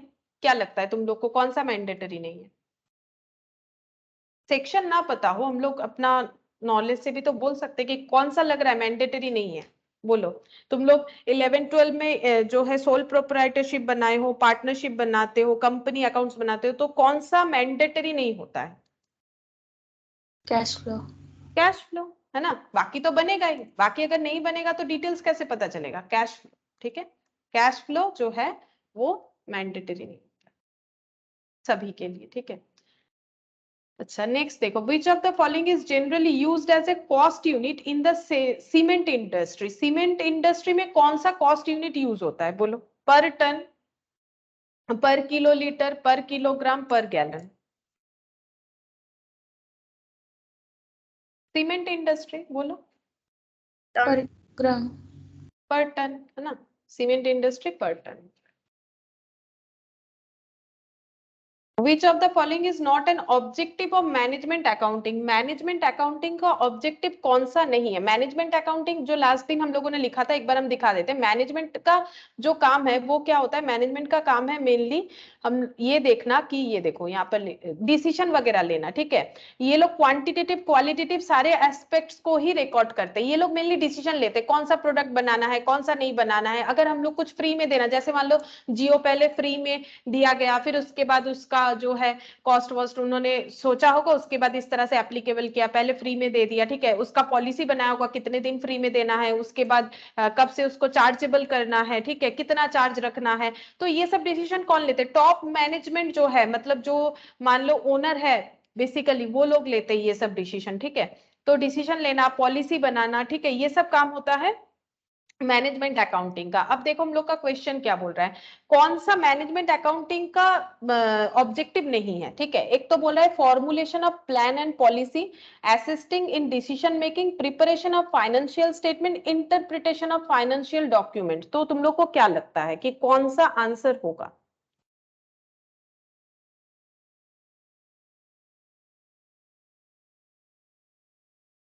C और D। सी और डी में कंफ्यूजन लग रहा है, तो देखो ये तो होगा ही, formulation of plan and policy, वो तो मैनेजमेंट अकाउंटिंग का ही काम है। असिस्टिंग इन डिसीजन मेकिंग, क्या डिसीजन ले, पहले तो प्लान बनाएंगे, पॉलिसी बनाएंगे, फिर डिसीजन लेंगे, ये दोनों इनका ही काम है। यहाँ पर दिया हुआ है प्रिपरेशन ऑफ फाइनेंशियल स्टेटमेंट। मुझे एक चीज बताओ, फाइनेंशियल स्टेटमेंट कौन प्रिपेयर करता है? क्या तुम लोगों ने कभी फाइनेंशियल स्टेटमेंट प्रिपेयर किया है? किया है। अभी मैंने बोला ना, सोल प्रोप्राइटर का किया है, पार्टनरशिप बिजनेस का किया है, कंपनी का किया है, सभी ने किया है 11-12 में। तो ये कौन बनाता है? बोलो, फाइनेंशियल स्टेटमेंट कौन बनाता है? जो फाइनेंशियल स्टेटमेंट प्रिपेयर करना जिनको आता है, क्या वो मैनेजमेंट अकाउंटेंट होते हैं? एक बार सोचो, क्या वो मैनेजमेंट अकाउंटेंट होते हैं या फिर वो फाइनेंशियल अकाउंटेंट होते हैं? फाइनेंशियल मैम C होगा तब। तब सी होना चाहिए, है ना। और ये है इंटरप्रिटेशन ऑफ फाइनेंशियल डॉक्यूमेंट, ठीक है। फाइनेंशियल डॉक्यूमेंट्स को इंटरप्रेट करना कि कहां पर कितना खर्चा हुआ, अच्छा वहां ज्यादा हो गया, उस डिपार्टमेंट को बंद कर दो, डिसीजन लेना, ये इंटरप्रेट करना कि कहाँ खर्चा सही गलत हुआ है, ठीक है। लेकिन फाइनेंशियल स्टेटमेंट प्रिपेयर कौन करता है? वो तो जो अकाउंटेंट है वो करते हैं ना, मतलब जिनका मॉनिटरी ट्रांजैक्शन रिकॉर्डिंग का काम होता है, ठीक है। तो ये हो जाएगा, ये मैनेजमेंट अकाउंटिंग का काम नहीं होता, उनका काम ही है मैनेज करना, ठीक है, किस तरह से मैनेज करें। अच्छा 15 नंबर पे देखो, the establishment of budget, standard cost. अगर हम लोग बजट बना रहे हैं, स्टैंडर्ड कॉस्ट डिसाइड कर रहे हैं, actual cost of operations, processes, activities और products, and the analysis of variances, profitability और the social use of fund is known as, क्या बोला जाता है? यहाँ पर दे रखा है costing, cost accounting, cost accountancy, financial accounting. बोलो, यहाँ पर बोल रहा है the establishment of budget, budget बना रहे, तो बजट कहाँ बनता है? पहले ये सोचो, बजट कौन बनाता है? इसमें से कौन सा ऑप्शन क्रॉस हो जाएगा? एक ऐसा ऑप्शन है जो क्रॉस हो जाएगा, कौन सा? बोलो, ये एक लाइन पे एक ऑप्शन ऐसा है जो नहीं क्रॉस हो जाएगा, जो आंसर हो ही नहीं सकता है, बोलो कौन सा? Financial accounting. Correct, financial accounting, क्योंकि उनका बजट से कोई लेना देना नहीं है, ठीक है।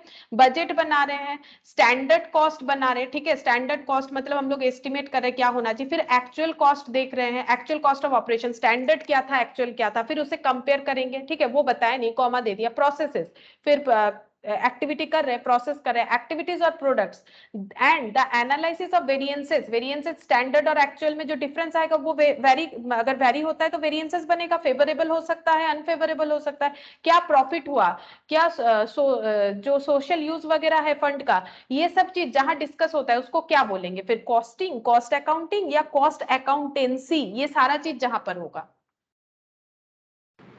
Ma'am cost accountancy. Correct, cost accountancy, ठीक है। इसका हो जाएगा कॉस्ट अकाउंटेंसी। ये देखो यहाँ पर दिया हुआ है, कॉस्ट अकाउंटेंसी हम लोगों ने लिखा था, ये देखो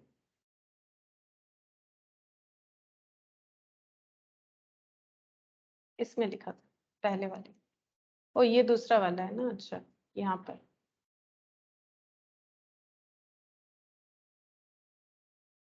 cost accountancy, it is an application of costing and cost accounting for cost control and ascertainment of profitability, ठीक है। कॉस्ट कंट्रोल ये और एसर्टेनमेंट ऑफ प्रॉफिटेबिलिटी ये सब के लिए कॉस्ट अकाउंटेंसी। कॉस्ट अकाउंटेंसी मतलब क्या होता है, ये पूरे चीजों को हम लोग बोलेंगे कॉस्ट अकाउंटेंसी, ठीक है। तो ये हम लोग का हो गया कॉस्ट अकाउंटेंसी। अच्छा 16 नंबर देखो। अच्छा ये आंसर आ गया। देखो यहाँ पर क्या बोल रहा है, cost that are constant for a given level of output. एक लेवल ऑफ आउटपुट तक कांस्टेंट है and then increase by a fixed amount at a higher level of output. अगर आउटपुट ज्यादा चाहिए तो वो कॉस्ट बढ़ेगा, ठीक है, फिर वो फिक्स्ड होगा, फिर बढ़ेगा, ये चीज बोल रहा है। देखो ये लास्ट क्लास में मैंने किया भी था, आज भी शायद कुछ एक बताते हुए मैंने बोल दिया था। Step cost, correct, step cost, step cost होगा ये वाला, ठीक है। एक ऐसा कॉस्ट जो एक टाइम तक तो फिक्स्ड है, लेकिन जब भी रिक्वायरमेंट हो रहा है उस हिसाब से बढ़ जा रहा है। जैसे मैंने वो फैक्ट्री वाला एग्जांपल लिया है, फिर मान लो एक क्लास में, ये वाला क्लास वाला एग्जांपल तो मैंने लास्ट क्लास में भी लिया था कि 10 जन को हम एकोमोडेट कर सकते हैं, ऐसा एक घर ले लिया, फिर 15 जन स्टूडेंट हो गया, तो मैंने क्या किया, उससे थोड़ा सा बड़ा घर ले लिया, तो रेंट का जो खर्चा इस तरह से बढ़ रहा है, तो इसको हम लोग बोलेंगे स्टेप कॉस्ट। अच्छा, interest on internally generated fund is an example of, मतलब इंटरनली जेनरेटेड मतलब हम लोगों ने कहीं बाहर से लोन वोन नहीं लेके खुद से पैसा, मतलब इंटरनली फंड जनरेट किया है, ठीक है, आउटसाइडर से नहीं जनरेट किया, इंटरनली जनरेट किया है। अगर इस पे इंटरेस्ट देना हो, ठीक है, तो ये कैसा एग्जाम्पल है, डिफरेंशियल कॉस्ट का, ज्वाइंट कॉस्ट का, कॉमन कॉस्ट का, या फिर इम्प्यूटेड कॉस्ट का, या फिर इंप्यूटेड कॉस्ट का। जैसे डिफरेंशियल कॉस्ट का मतलब क्या होता है, डिफरेंशियल कॉस्ट का मतलब ऐसा कॉस्ट, डिफरेंशियल कॉस्ट दो तरह का होता है, इंक्रीमेंटल और डिक्रीमेंटल। अगर मेरा कॉस्ट पहले से इंक्रीज कर रहा है देन इंक्रीमेंटल डिफरेंशियल कॉस्ट, अगर डिक्रीज कर रहा है डिक्रीमेंटल डिफरेंशियल कॉस्ट, ठीक है। ज्वाइंट कॉस्ट तो मैंने अभी बताया कि हम लोग प्रोडक्शन आउटपुट चाहते थे कोई एक प्रोडक्ट, लेकिन उससे ज्यादा more than one product output आ गया, बट खर्चा तो हम लोगों ने एक प्रोडक्ट देख के किया था, तो अब खर्चे को कैसे अपोर्शन करें, दैट इज ज्वाइंट कॉस्ट, ठीक है। और कॉमन कॉस्ट भी उसी तरह से ही होता है, ज्वाइंट कॉस्ट जो है, कॉमन कॉस्ट भी उसी टाइप का ही होता है, ठीक है। कॉमन कॉस्ट मतलब जो करेक्ट इंप्यूटेड कॉस्ट होता है, ठीक है। इंप्यूटेड कॉस्ट को हम लोग बोलेंगे यहाँ पर, इंप्यूटेड कॉस्ट को एक्चुअली इसका और एक नाम भी होता है, पता है, इंप्यूटेड कॉस्ट को हम लोग ना अपॉर्चुनिटी भी बोलते हैं। मतलब ना एक अगर देखोगे तो टेक्निकली थोड़ा थोड़ा डिफरेंसेस है, लेकिन अब मतलब एमसीक्यू जब करेंगे ना तो हमें पूरा अगर थोड़ा सा नॉलेज नहीं होगा तो प्रॉब्लम हो जाएगा, ठीक है। अपॉर्चुनिटी कॉस्ट इसको भी बोलते हैं, ठीक है, इसको भी अपॉर्चुनिटी कॉस्ट बोलते हैं। इंप्यूटेड कॉस्ट मतलब वही वाला, जैसे मान लो तुम लोग जॉब नहीं करके पढ़ रहे हो, तो वो जॉब करने पे तुम लोग का जो इनकम होता है वो फॉरगो हो रहा है, ठीक है। मतलब जहां पर कोई इनकम फॉरगो हो जाता है, इनकम रिलेटेड होता है, ठीक है, इनकम रिलेटेड बात हो जाता है, उसको हम लोग बोलते हैं इंप्यूटेड कॉस्ट, मतलब अपॉर्चुनिटी कॉस्ट की तरह ही हो गया। अब देखो ये कम से कम हम लोग जो नहीं होगा उसको क्रॉस क्रॉस करते जाएंगे भी तो हमें एकदम पता चल जाएगा कि आंसर कौन सा होगा, ठीक है, हम लोग आंसर के करीब पहुंच सकते हैं। तो एकदम आंसर ढूंढना है ऐसा जरूरी नहीं है, कभी कभी बहुत ही सिमिलर जो है डेटा दिया हुआ रहता है, तो तुम लोग इस तरह से कर सकते हो कि एलिमिनेट करके फिर आंसर ढूंढ सकते हो, तो इम्प्यूटेड कॉस्ट होगा। अच्छा 18 देखो, 18 नंबर पे क्या बोल रहा है, the cost unit applicable to the bicycle industry. बोलो बाईसाइकिल अगर कोई प्रोडक्शन कर रहा है तो उसका क्या कॉस्ट यूनिट होगा, क्या लगता है, बोलो क्या होगा, इसका कॉस्ट यूनिट क्या होना चाहिए।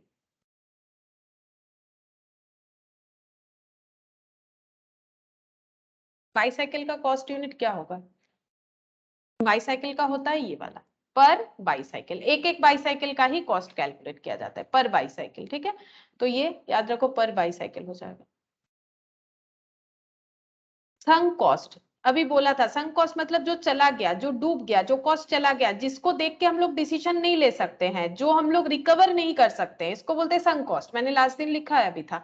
अब बोल रहा है संक कॉस्ट कैसा कॉस्ट है, अपॉर्चुनिटी कॉस्ट है, cost to be incurred in future, not relevant for decision making, controllable cost. कौन से लैंग्वेज के साथ ये जाता है, मतलब इसका फीचर्स कौन सा होगा, संक कॉस्ट क्या अपॉर्चुनिटी कॉस्ट की तरह है, या फिर संक कॉस्ट जो है वो ऐसा कॉस्ट है जो फ्यूचर में इनकर्ड कर सकते हैं, या फिर संक कॉस्ट ऐसा कॉस्ट है जो आज डिसीजन लेने में कोई रेलिवेंसी नहीं रखता है, या फिर ये कंट्रोलेबल कॉस्ट है, बोलो। सी होगा ma'am, not relevant for decision making. Correct, not relevant for decision making. मैंने अभी बोला ना, जैसे मान लो तुम लोग एक कोर्स में एडमिशन ले लियो, ठीक है, अब चाहते हो कि उसको पूरा नहीं करना है, ठीक है, बाई चांस अगर पूरा नहीं करना है तो वो पैसा वापस नहीं आने वाला, ठीक है। अब इसके अगर तुम लोग ये देखोगे कि मैंने पैसा दिया है और मुझे करना भी नहीं है और डिसीजन लेना चाहते हो, ऐसा नहीं होगा, तो वो कॉस्ट को भूल के ही डिसीजन लेना पड़ेगा। संक कॉस्ट हम लोगों ने लास्ट दिन शायद किया था, ठीक है, संक कॉस्ट मैंने लास्ट दिन लिखवाया था। नॉर्मल कॉस्ट लिखा है तो था, मुझे जितना याद आ रहा है। संक कॉस्ट, ये देखो, sunk cost, historical cost, past cost, actual cost, irrecoverable cost. तो ये मतलब लगभग पास पास जो है ये एक साथ हम लोग इस तरह से बोल सकते हैं। संक कॉस्ट का मतलब ऐसा कॉस्ट जो हम लोगों ने ऑलरेडी इनकट कर दिया है, ठीक है, और ये डिसीजन मेकिंग में किसी तरह का रोल प्ले नहीं करता है, not play any role in decision making, ठीक है। तो ये हो जाएगा संक कॉस्ट, ठीक है, आंसर ठीक है हम लोग का संक कॉस्ट होगा। अच्छा, नेक्स्ट देखते हैं 20। Fixed cost is a cost which remains fixed for each unit of output which remains fixed in total during a given period despite change in output, which is partly fixed and partly variable in relation to the output. और एक भी है option, which changes in total in proportion to the changes in output। बोलो क्या होगा? Fixed cost कौन सा कैसा कॉस्ट है?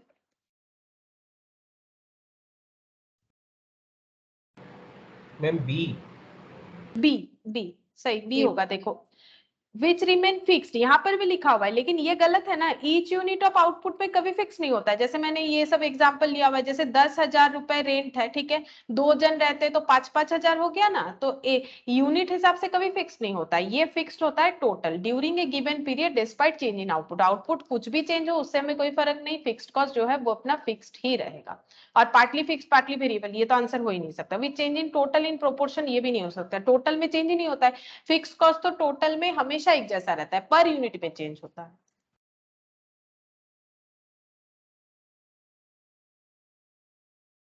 अच्छा, ये 21 का भी हम लोग बाद में डिस्कस करेंगे, ठीक है। 21,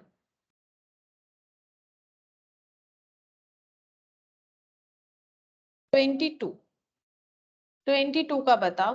rent, rates and insurance of factory and office are example of direct expense, indirect expense, notional, miscellaneous. बोलो। Rent, rates and insurance of factory, factory का खर्चा बता रहा है। पहले तो दिमाग में ये हमें डालना चाहिए कि फैक्ट्री का खर्चा बोल रहा है। फैक्ट्री का खर्चा क्या होता है, पहले ये सोचो, फैक्ट्री का खर्चा कैसा खर्चा होता है। यहाँ पर क्या क्या दे रखा है, डायरेक्ट इनडायरेक्ट से एक्सप्लेन करो ना। फैक्ट्री का खर्चा डायरेक्ट होता है कि इनडायरेक्ट होता है? फैक्ट्री रिलेटेड खर्चा डायरेक्ट होता है कि इनडायरेक्ट होता है? इनडायरेक्ट। इनडायरेक्ट होता है, तो क्या होगा आंसर बोलो। नोशनल मिसलेनियस थोड़ी ना होगा। फैक्ट्री का रेंट रेट्स, ये तुम लोग कॉस्ट शीट बनाते हो तो नहीं लिखते हो, rent rates and insurance of factory, तो क्या आंसर होगा? इनडायरेक्ट एक्सपेंस, है ना, डायरेक्ट। Indirect expense. अच्छा,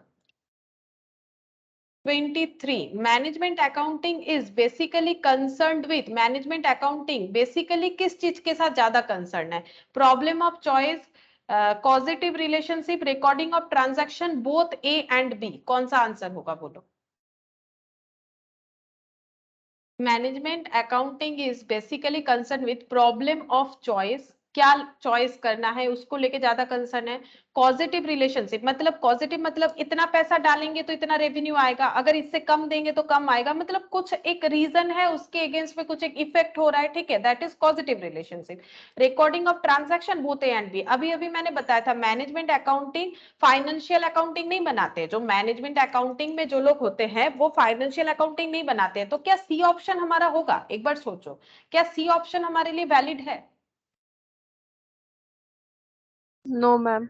नहीं ना। ये ट्रांजैक्शन रिकॉर्डिंग का काम कौन करते हैं? फाइनेंशियल, कहाँ होता है? फाइनेंशियल अकाउंटिंग में होता है। जो ट्रांजैक्शन रिकॉर्ड करते हैं वही तो तुम लोग 11 में सीखते हो, कॉस्ट अकाउंटिंग थोड़ी ना सीखते हो, फाइनेंशियल अकाउंटिंग सीखते हो, रिकॉर्डिंग ऑफ ट्रांजैक्शन, जर्नल सीखते हो, लेजर सीखते हो, ठीक है। तो अगर ये नहीं होगा, अब बोलो आंसर कौन सा होगा, ए बी या फिर both A and B? Both. ये सब बोथ ए एंड बी है ना, both A and B, correct. Problem of choice और कॉजेटिव रिलेशनशिप, ये सारी चीजों को डिस्कस करता है मैनेजमेंट अकाउंटिंग। अच्छा 23 हो गया, 24। कॉस्ट अकाउंटिंग इज क्या है? Nothing more than a detailed analysis of expenditure and instrument of management control, useful only in such organization which has profit as the aim, not needed if prices are beyond the control of the firm. Cost accounting क्या है? Cost का recording. अब इसमें से कौन सा match हो रहा है बोलो? कॉस्ट अकाउंटिंग मतलब रिकॉर्डिंग, कॉस्ट का रिकॉर्डिंग जहां होता है उसी को तो कॉस्ट अकाउंटिंग बोलते हैं। एक प्रॉपर फॉर्मेट में जो शुरू होता है रिकॉर्डिंग से और रिपोर्टिंग से खत्म होगा। बोलो कौन सा आंसर होगा? A. ए। ए में क्या बोला है? Nothing more than A detail analysis of expenditure, ठीक है। अच्छा ये बोला है एक्सपेंडिचर के बारे में सिर्फ बोला है। क्या एक्सपेंडिचर के अलावा हम लोग इनकम नहीं रिकॉर्ड करेंगे? इनकम भी तो रिकॉर्ड करेंगे ना। यहाँ पर ठीक बोला है, लेकिन ये एक तरफा हो गया ना, सिर्फ एक्सपेंडिचर रिकॉर्ड करेंगे ऐसा बात नहीं है। हम लोग इनकम भी तो दिखाते हैं, सेल्स प्रॉफिट दिखाते हैं ना। तो ये डिटेल्ड एनालिसिस ऑफ एक्सपेंडिचर बोला, इसीलिए ये गलत है। मतलब ये सिर्फ एक तरफा बोल रहा है, इससे नहीं होगा। कॉस्ट अकाउंटिंग जो है वो सारी चीजों को रिकॉर्ड करता है। ये देखो कॉस्ट अकाउंटिंग हम लोगों ने क्या सीखा था। Cost accounting it is a process of accounting for ascertaining the cost, start with recording of income expenditure, and with preparation of reports, ठीक है। तो इसलिए ये वाला नहीं होगा। अब बोलो कौन सा होगा? An instrument of management control useful only in such organization which has profit as the aim, ये तो नहीं होगा ना। ऐसा थोड़ी ना है जो ऑर्गेनाइजेशन प्रॉफिट कमाना चाहता है वही कॉस्ट अकाउंटिंग करेगा, ऐसा नहीं होता है। Not needed if prices are beyond the control of the firm, बोल रहा है कि कॉस्ट अकाउंटिंग करने का जरूरत नहीं है अगर जो प्राइस है वो मतलब कंट्रोल के बाहर चला जाता है, ऐसा तो कोई ऑप्शन हो नहीं सकता है। तो कॉस्ट अकाउंटिंग क्या है? कॉस्ट अकाउंटिंग से हम लोग क्या कर सकते हैं? अब इससे मिलता जुलता कौन सा होगा बोलो? ए रेलिवेंट नहीं है, सी रेलिवेंट नहीं है, डी भी तो रेलिवेंट नहीं है, तो फिर आंसर कौन सा होना चाहिए? इसको हम लोग मैनेजमेंट अपने कंट्रोलिंग के लिए इसे यूज कर सकता है। कॉस्ट के रिकॉर्ड को मैनेजमेंट अपने कंट्रोलिंग के लिए, डिसीजन मेकिंग के लिए यूज कर सकता है ना। कॉस्ट अकाउंटिंग का ऑब्जेक्टिव क्या है? हम लोग डिसीजन ले सकते हैं। पहला ऑब्जेक्टिव ये होता है ना, कॉस्ट का ऑब्जेक्टिव क्या है? हम लोग डिसीजन मेक कर सकते हैं। तो ये आंसर नहीं होगा ऑप्शन बी। पहला वाला तो सिर्फ एक्सपेंडिचर पे खत्म कर दिया, तो कैसे होगा, है ना। तो ऑप्शन बी हम लोग का आंसर होगा इसमें। 25 बोलो conversion cost is the summation of, बोलो ये तो आज स्टार्टिंग में ही हम लोगों ने क्वेश्चन नंबर 2 में शायद यही वाला देखा। Conversion cost is the summation of, क्या होगा?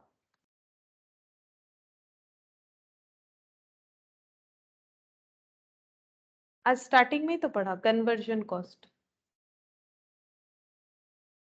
कन्वर्जन कॉस्ट में क्या क्या आएगा बोलो? आज क्वेश्चन नंबर 2 में हम लोगों ने कन्वर्जन कॉस्ट डिस्कस नहीं किया।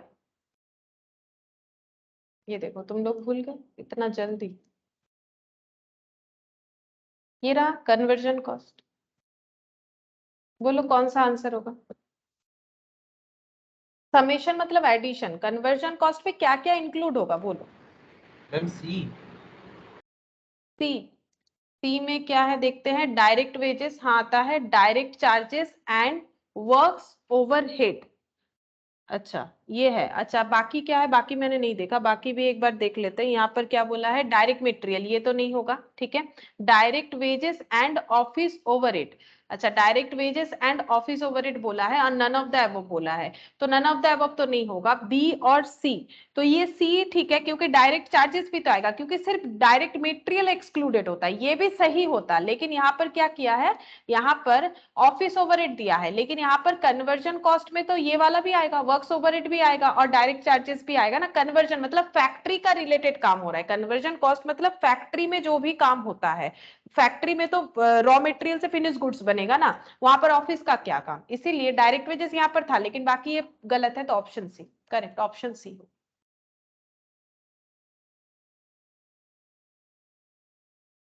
अच्छा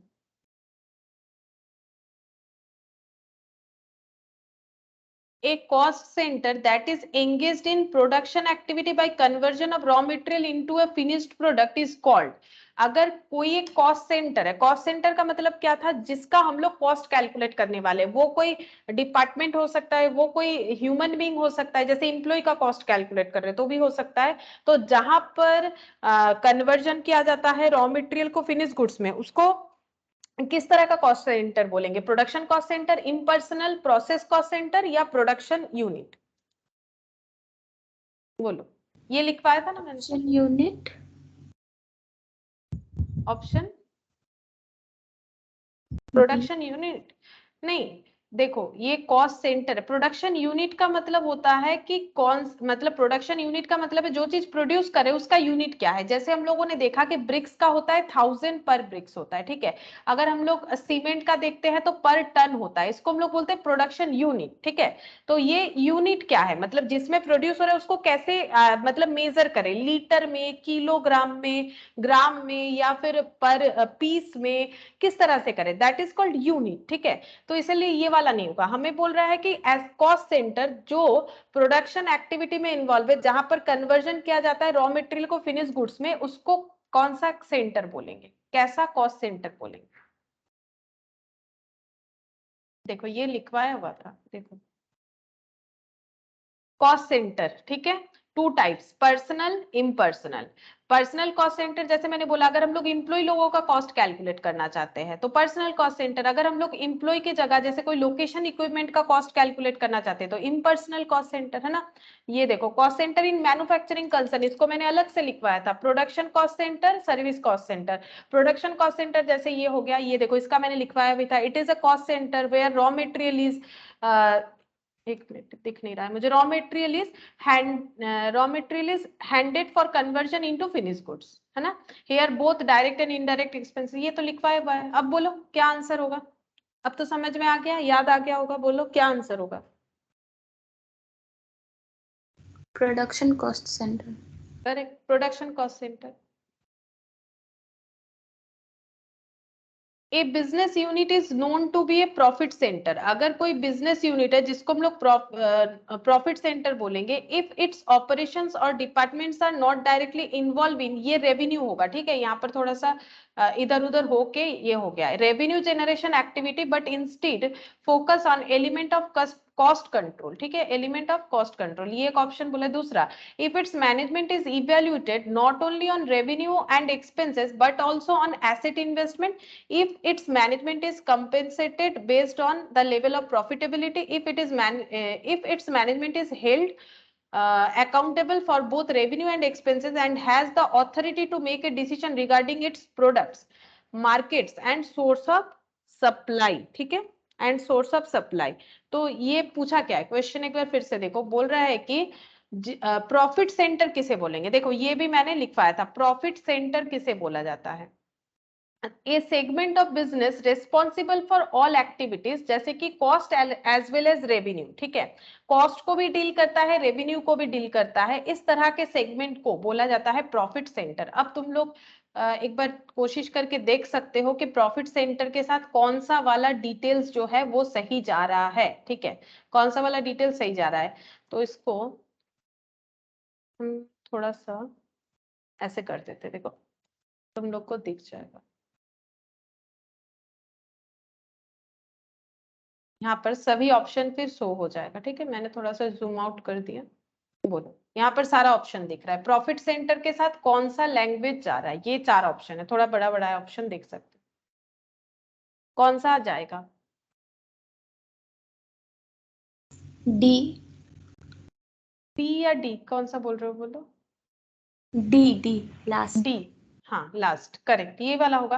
अभी तो मैंने दिखाया ना, वहां पर डेफिनेशन में था, if it's management is held accountable for both revenue and expenses, है ना, रेवेन्यू एंड एक्सपेंसेस दोनों, ये जहां पर लिखा हुआ होगा उसी को टिक कर देंगे ना, तो ये हो गया, ये आंसर हो जाएगा ऑप्शन डी।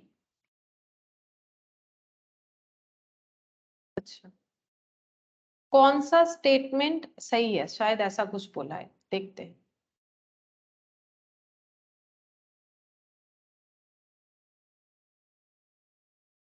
हाँ देखो पहले क्या बोला है, द एक्टिविटीज और operations of every cost centre should be homogeneous so as to ensure a uniform basis of charging expenses within the centre. ये एक बोला है। दूसरा, द एक्टिविटीज और operations of each cost centre must be well defined and clearly identifiable. बोल रहा है कि दोनों, both statements are correct, both statements are incorrect, statement 1 is correct but statement 2 is incorrect, और यहाँ पर और एक उल्टा ऑप्शन होगा, statement 1 is incorrect but statement 2 is correct. ठीक है, तो ऑप्शन तो समझ में आ गया। क्या दिया हुआ है कि दोनों स्टेटमेंट सही है, दोनों गलत है, एक सही है एक गलत है। तो बोलो कौन सा सही लग रहा है, कौन सा गलत लग रहा है, या दोनों गलत है दोनों सही है। हम स्टेटमेंट में आ जाते हैं, फिर तुम लोग बताओ कौन सा ट्रू कौन सा फॉल्स है, हम उस हिसाब से तुम लोग को आंसर बता देंगे। आंसर क्या होगा, यहाँ पर क्या बोला है देखो, सेकेंड वाला, द एक्टिविटीज और operations of each cost centre, हर एक कॉस्ट सेंटर में जो भी एक्टिविटीज होगा या फिर जो भी ऑपरेशंस परफॉर्म होगा मस्ट बी वेल डिफाइंड होना चाहिए, क्लियरली आइडेंटिफाइबल होना चाहिए। ठीक है, क्या ये बात तुम लोग को क्या लगता है, क्या सही है कि गलत है? मतलब ऐसा होना चाहिए या नहीं होना चाहिए, जो भी जहां पर भी जो भी काम हो रहा है क्या वो वेल डिफाइंड और क्लियरली आइडेंटिफाइबल होना चाहिए या नहीं होना चाहिए? बोलो। ऑब्वियसली ना, होना चाहिए, है ना। तो ये ट्रू है। ये देखो, द एक्टिविटीज और operations of every cost centre, हर एक कॉस्ट सेंटर में जो भी एक्टिविटीज या ऑपरेशंस हो रहा है शुड बी होमोजीनियस, एक ही तरह का होना चाहिए, so as to ensure a uniform basis of charging expenses within the centre. तो कोई एक सेंटर में जो भी एक्टिविटीज हो रहा है वो होमोजीनियस होना चाहिए कि नहीं। कॉस्ट सेंटर मतलब कोई एक पर्टिकुलर कॉस्ट सेंटर, ठीक है। जैसे मान लो एक बिजनेस में डिपार्टमेंट है, अलग अलग, डिपार्टमेंट 1, डिपार्टमेंट 2, डिपार्टमेंट 3, डिपार्टमेंट 4, तो अलग अलग डिपार्टमेंट में अलग अलग हो सकता है, लेकिन एक ही डिपार्टमेंट में होमोजीनियस होगा या हेटेरोजीनियस होगा, इसमें अलग अलग हो सकता है, लेकिन इसमें जो भी प्रोडक्शन होगा वो तो एक जैसा ही होना चाहिए। तो ये तो एक कॉस्ट सेंटर है ना। अब बोलो क्या ये स्टेटमेंट करेक्ट है कि गलत है?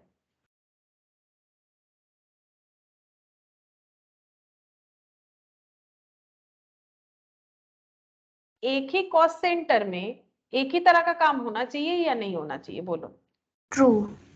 ट्रू है ना, कोई भी एक कॉस्ट सेंटर में तो एक ही तरह का काम होता है, तो ये ट्रू हो जाएगा। तो इसमें क्या हो जाएगा answer, both the statements are correct. तो ऑप्शन कौन सा होगा?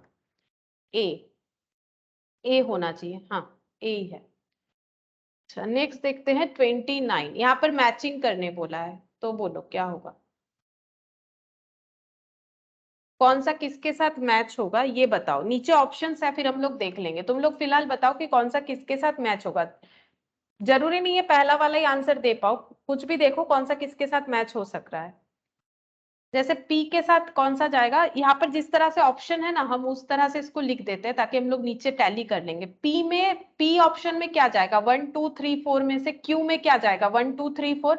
आर के साथ कौन सा मैच होगा, 1 2 3 4। एस के साथ कौन सा मैच होगा, तो जिसको जो भी लग रहा है बोलो, हम इसके नीचे नीचे लिख देते हैं। इस तरह से ऑप्शन नीचे दिया गया है, इसलिए मैंने ऐसे लिखा।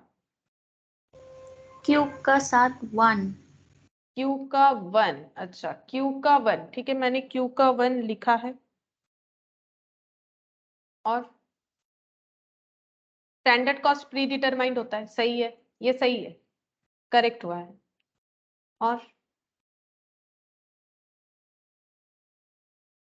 कम से कम अगर हम लोग 2 3 बोल पाते हैं तो लास्ट वाला तो ऐसे ही हो जाएगा।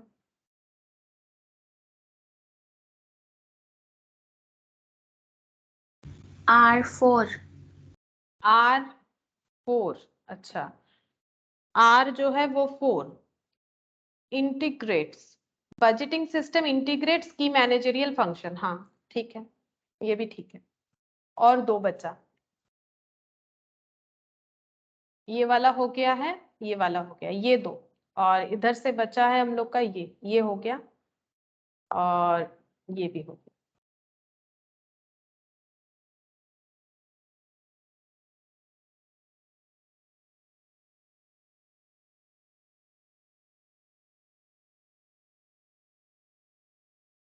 S का 2। इसका 2, अच्छा इसका 2, production responsibility accounting fixes responsibility for production. अच्छा, यहाँ पर लेकिन दिया हुआ है कॉस्ट कंट्रोल पर्पस, ठीक है, कॉस्ट कंट्रोल पर्पस। अब देखो एक चीज, यहाँ पर ऑप्शन जैसा है ना तुम लोगों ने अभी तक जो बताया उसमें वैसे ही आंसर हो जाएगा, ठीक है, लेकिन अगर ऐसा ना हो तो थोड़ा प्रॉब्लम हो सकता है। देखो जैसे तुम लोग का ये 2 मैंने बोला ना एकदम सही है, क्यू का 1, ये देखो क्यू का 1 और R का 4, ये सिर्फ एक ही ऑप्शन में है, ऑप्शन बी में, ठीक है। तो इसके हिसाब से ऑप्शन बी आंसर होगा, और उस हिसाब से अगर देखो तो P में 2 आएगा, P में 2 आएगा और S में 3 आएगा। अब एक बार डिस्कस कर देते हैं, देखो P में 2 क्यों आएगा।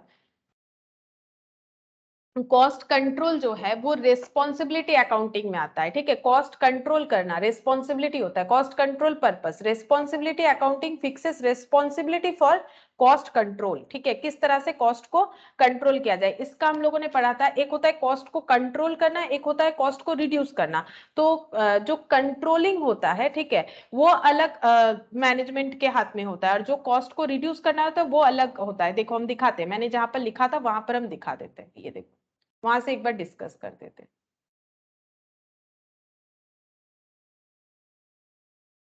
ये देखो मिल गया, कॉस्ट कंट्रोल और कॉस्ट रिडक्शन। देखो कॉस्ट कंट्रोल जो है वो क्या है, वो एक प्रिवेंटिव फंक्शन है, ठीक है, और ये करेक्टिव। रिड्यूस करना मतलब करेक्टिव फंक्शन, मतलब ये लॉन्ग टर्म बेनिफिट देता है। Cost reduction long term benefit देता है, but cost control long term benefit नहीं देता है, और ये इसका रिस्पॉन्सिबिलिटी जो है लोअर लेवल के वर्कर को रहता है, ये जो है ये टॉप मैनेजमेंट को रहता है, ठीक है।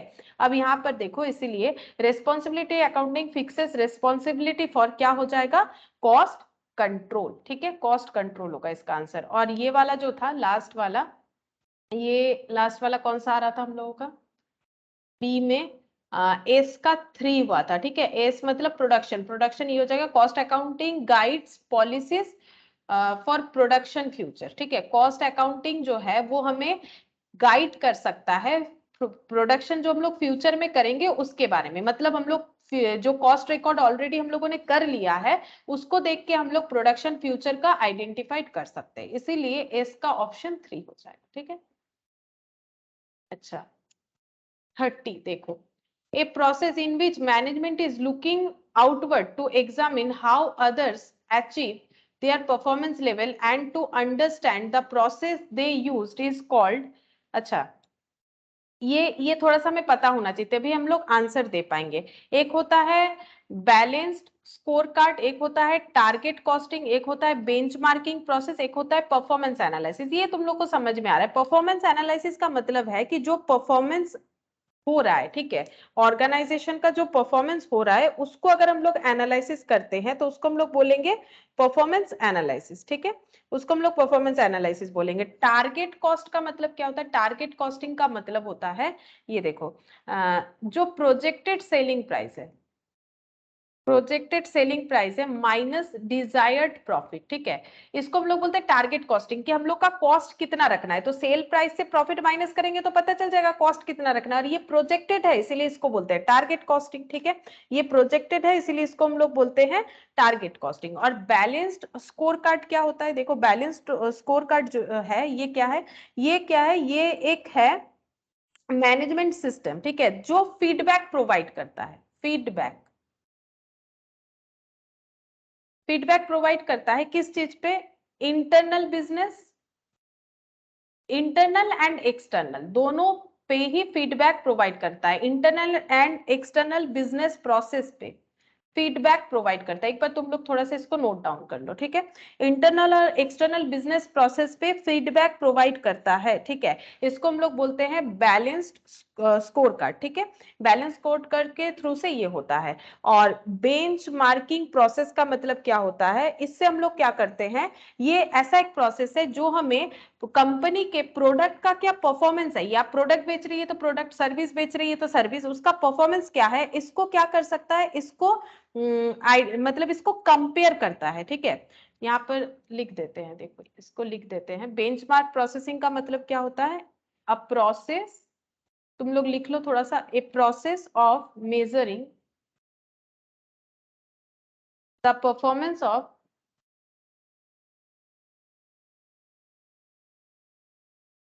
कंपनीज प्रोडक्ट और सर्विस। अब जिस चीज पे काम कर रही है प्रोडक्ट और सर्विस,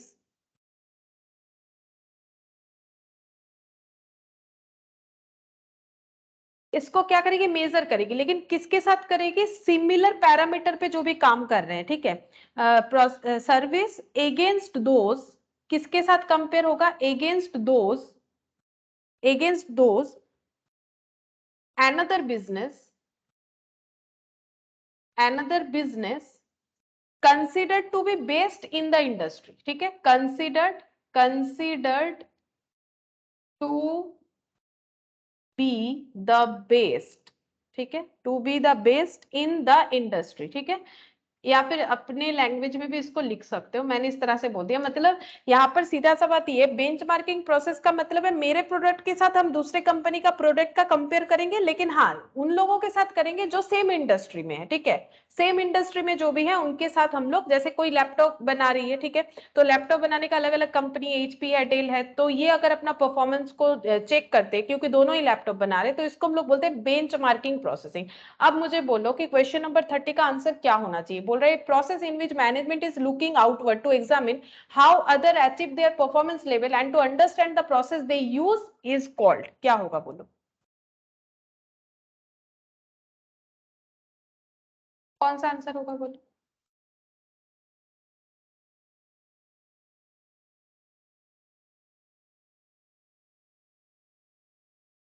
बोलो, मैंने तो बता ही दी। प्रोसेस। हाँ ये वाला होगा ना, यहाँ पर ही तुम लोग क्या करते हैं, दूसरे लोगों के साथ अपना प्रोडक्ट या सर्विस का कंपैरिजन करते हैं। टारगेट कॉस्टिंग का मतलब क्या होता है, हमें अपना कॉस्ट कितना रखना है।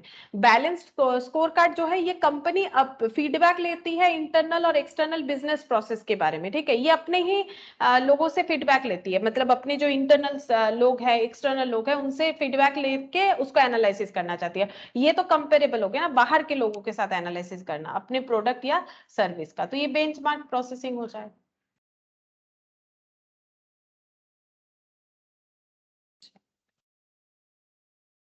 31 यहाँ पर भी एक मैचिंग दिया है, बोलो क्या होगा मैचिंग का आंसर।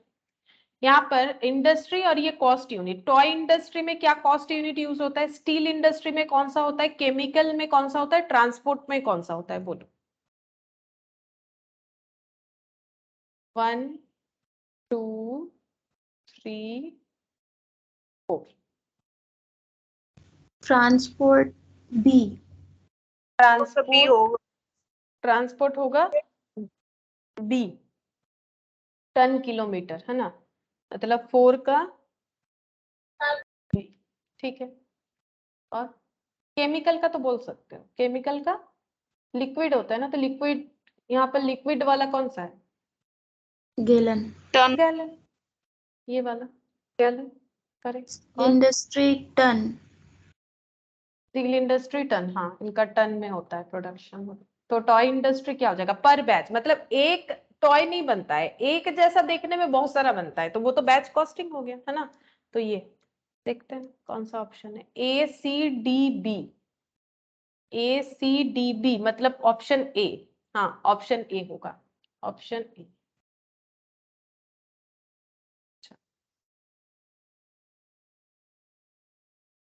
32 कौन सा फॉल्स स्टेटमेंट है ये पूछ रहा है। Management accountant use cost accounting tools and techniques for planning and decision making. Management accounting is mostly historical in its approach and it projects the past. Cost accounting system can be installed without a management accounting. Management accounting focuses on wealth maximization. बोलो कौन सा false है, मतलब कौन सा management accountant का duty नहीं होता है, फॉल्स पूछा है ना, तो कौन सा मैनेजमेंट अकाउंटेंट का ड्यूटी नहीं होता है। बी करेक्ट, बी होगा, क्योंकि मैनेजमेंट अकाउंटिंग कभी भी पास्ट डेटा से उनका कोई लेना देना नहीं है। पास्ट डेटा का रिकॉर्डिंग कौन करता है, फाइनेंशियल वाले लोग, ठीक है, कोई ट्रांजैक्शन हो गया फिर उसका रिकॉर्डिंग करता है। तो ये हिस्टोरिकल नहीं है, ये तो फ्यूचर प्रेडिक्ट करता है कि अगर हम लोग ऐसा पॉलिसी लाते हैं तो बिजनेस में क्या ग्रो होगा, या फिर अगर कोई हमारा लॉस मेकिंग प्रोडक्ट है उसे बंद कर देते हैं, उसके सब्सटीट्यूट में क्या करना पड़ेगा, बंद करेंगे तो इम्पैक्ट क्या आएगा, ये हमेशा फ्यूचर के बारे में बात करते हैं। करेक्ट, बी होगा। 33 identify the cost which is not relevant और useful for decision making. Decision making के लिए कौन सा कॉस्ट इंपॉर्टेंट नहीं है, बोलो कौन सा कॉस्ट डिसीजन मेकिंग के लिए नहीं है। ऐसा हम लोगों ने किया भी था थोड़ी देर पहले, कौन सा कॉस्ट था जो डिसीजन मेकिंग में इंपॉर्टेंट नहीं था। मैम वही संक कॉस्ट। हाँ सunk कॉस्ट, जो हो गया वो नहीं लौटा सकते, ठीक है, ये डिसीजन लेने में किसी तरह से हमें हेल्प नहीं करेगा। 34. Cost accounting standard is related to bringing uniformity and consistency in the principle and methods of determining the selling and distribution overhead with reasonable accuracy. ये एक्चुअली क्या है, ये बोल रहा है कि कौन सा कॉस्ट अकाउंटिंग स्टैंडर्ड है जो इस बात को लेके डील करता है. जैसे अकाउंटिंग स्टैंडर्ड होता है ना, जैसे डेप्रिसिएशन का होता है, डेप्रिसिएशन किस तरह से, इतने सारे रूल्स है, कैसे डब्ल्यूडीबी में किया जाता है, कैसे स्ट्रेट लाइन मेथड में किया जाता है, तो उसके लिए एएस यानी अकाउंटिंग स्टैंडर्ड बना है. वैसे कॉस्ट का भी कॉस्ट अकाउंटिंग स्टैंडर्ड बना हुआ है. ठीक है, कौन सा कॉस्ट अकाउंटिंग स्टैंडर्ड ऐसा है जो इस बात पे डील करता है, bringing uniformity and consistency in the principle and methods of determining the selling and distribution overhead with reasonable accuracy. तो ये जो है ये थोड़ा सा तुम लोग को याद रखना पड़ेगा, इसमें पता होगा तभी हम लोग बोल सकते हैं. ये 15 है, CAS है. बोलो. 15. है 15. ठीक, 15 मैंने एक क्लास शेयर किया था. ठीक है, उसमें शायद मैंने इसके बारे में थोड़ा बहुत बताया था. मैंने एक दिन क्लास एक शेयर किया था अकाउंटिंग स्टैंडर्ड का. मुझे प्रॉपर्ली तो याद है कि नहीं है 15 बताया था कि नहीं, बट वहां पर मैंने कॉस्ट अकाउंटिंग स्टैंडर्ड्स का जो भी मतलब यूज है वो थोड़ा बहुत बताया है. ठीक है, तो ये 15 आंसर 15 होगा. ठीक है, ये पता होगा तो हम लोग आराम से इसको आंसर कर सकते हैं. 35 देखो, सेक्शन यहाँ पर भी एक कंपनीज एक्ट के बारे में बताया है. कंपनीज एक्ट का कोई एक सेक्शन के बारे में बता रहा है कि कौन सा सेक्शन है, इन सब में से कौन सा सेक्शन है जो gives the cost auditor the same power as the financial auditor has under the section of the Companies Act 2013. कौन सा सेक्शन में कॉस्ट ऑडिटर के पावर के बराबर, मतलब सॉरी फाइनेंशियल ऑडिटर के पावर के बराबर कॉस्ट ऑडिटर का पावर जो है इसके बारे में बताया गया है. तो ये भी तुम लोग को पता होगा तो भी बोल सकते हो. सेक्शन है हम लोग का 148 143 ए. ठीक है, सेक्शन ये वाला होगा. ठीक है, इसका आंसर हो जाएगा ऑप्शन ए. अच्छा, 36 देखो, those fixed cost which continue to be incurred even when there is no production are called. अगर प्रोडक्शन नहीं भी हो रहा है फिर भी जो फिक्स्ड कॉस्ट हमें देने पड़ रहे हैं वो कौन सा होगा, बोलो. Committed cost. Committed cost, correct, committed cost. देखो यहाँ पर क्या है, पीरियड कॉस्ट भी तुम लोग के दिमाग में आ सकता है. अभी मैंने पीरियड कॉस्ट का भी ऐसा ही बताया था कि पीरियड कॉस्ट एक ऐसा कॉस्ट है जो हमारा मैन्युफैक्चरिंग हो या ना हो हमें देना पड़ेगा. ठीक है, पीरियड कॉस्ट इसको बोलते हैं. जैसे कि मैंने बोला था रेंट का खर्चा. लेकिन कमिटेड कॉस्ट भी ऐसा ही कॉस्ट होता है. कमिटेड कॉस्ट को ना हम लोग मतलब किसी तरह से बंद नहीं कर सकते. ठीक है, वो इनकर्ड हो चुका है तो हो चुका है, इसको हम लोग किसी तरह से भी बंद नहीं कर सकते. तो ये मतलब लगभग आसपास आंसर होता है. ठीक है, आसपास ऑप्शंस है, लेकिन इसका सही जो एकदम एक्यूरेट आंसर होगा वो कमिटेड कॉस्ट होगा. ठीक है, मैंने कमिटेड कॉस्ट भी लिखवाया था. कमिटेड कॉस्ट का मतलब वही, अगर कोई बिजनेस में हम लोगों ने कमिटमेंट किया है उसके रिगार्डिंग कोई कॉस्ट अगर हमें बेयर करना है तो बेयर करना ही पड़ेगा. ठीक है, ये बोला है फिक्स्ड कॉस्ट, ये फिक्स्ड होता है और ये हमें देते जाना है. अगर हमारा प्रोडक्शन हो या ना हो उससे कोई फर्क नहीं पड़ता है. ठीक है, तो कमिटेड कॉस्ट मैंने लिखवाया था. हिस्टोरिकल कमिटेड कॉस्ट मैंने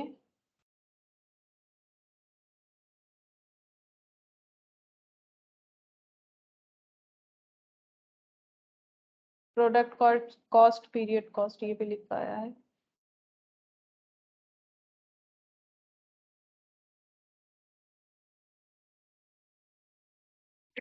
ये देखो अनएवॉइडेबल, यहाँ पर क्या बोला है देखो, to maintain certain facilities the kind of cost is incurred and can't be quickly eliminated. ये क्विकली एलिमिनेट नहीं कर सकते, जैसे रेंट इंश्योरेंस. अब पीरियड कॉस्ट भी तो वैसा ही मैंने बोला था, लेकिन इसका आंसर हमें नॉर्मली जब ऐसा क्वेश्चन आएगा तो हमें कमिटेड कॉस्ट ही देना पड़ेगा. ठीक है,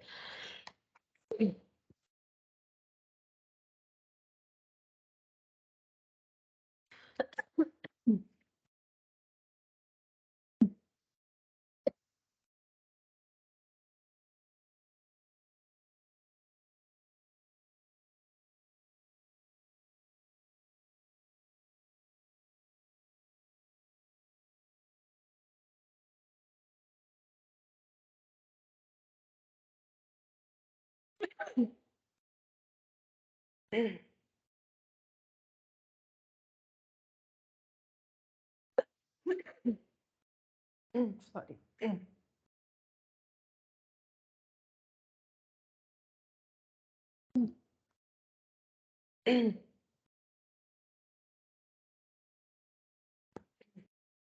देखो 37 वाला क्या है, तुम लोग बोलो आंसर क्या होगा।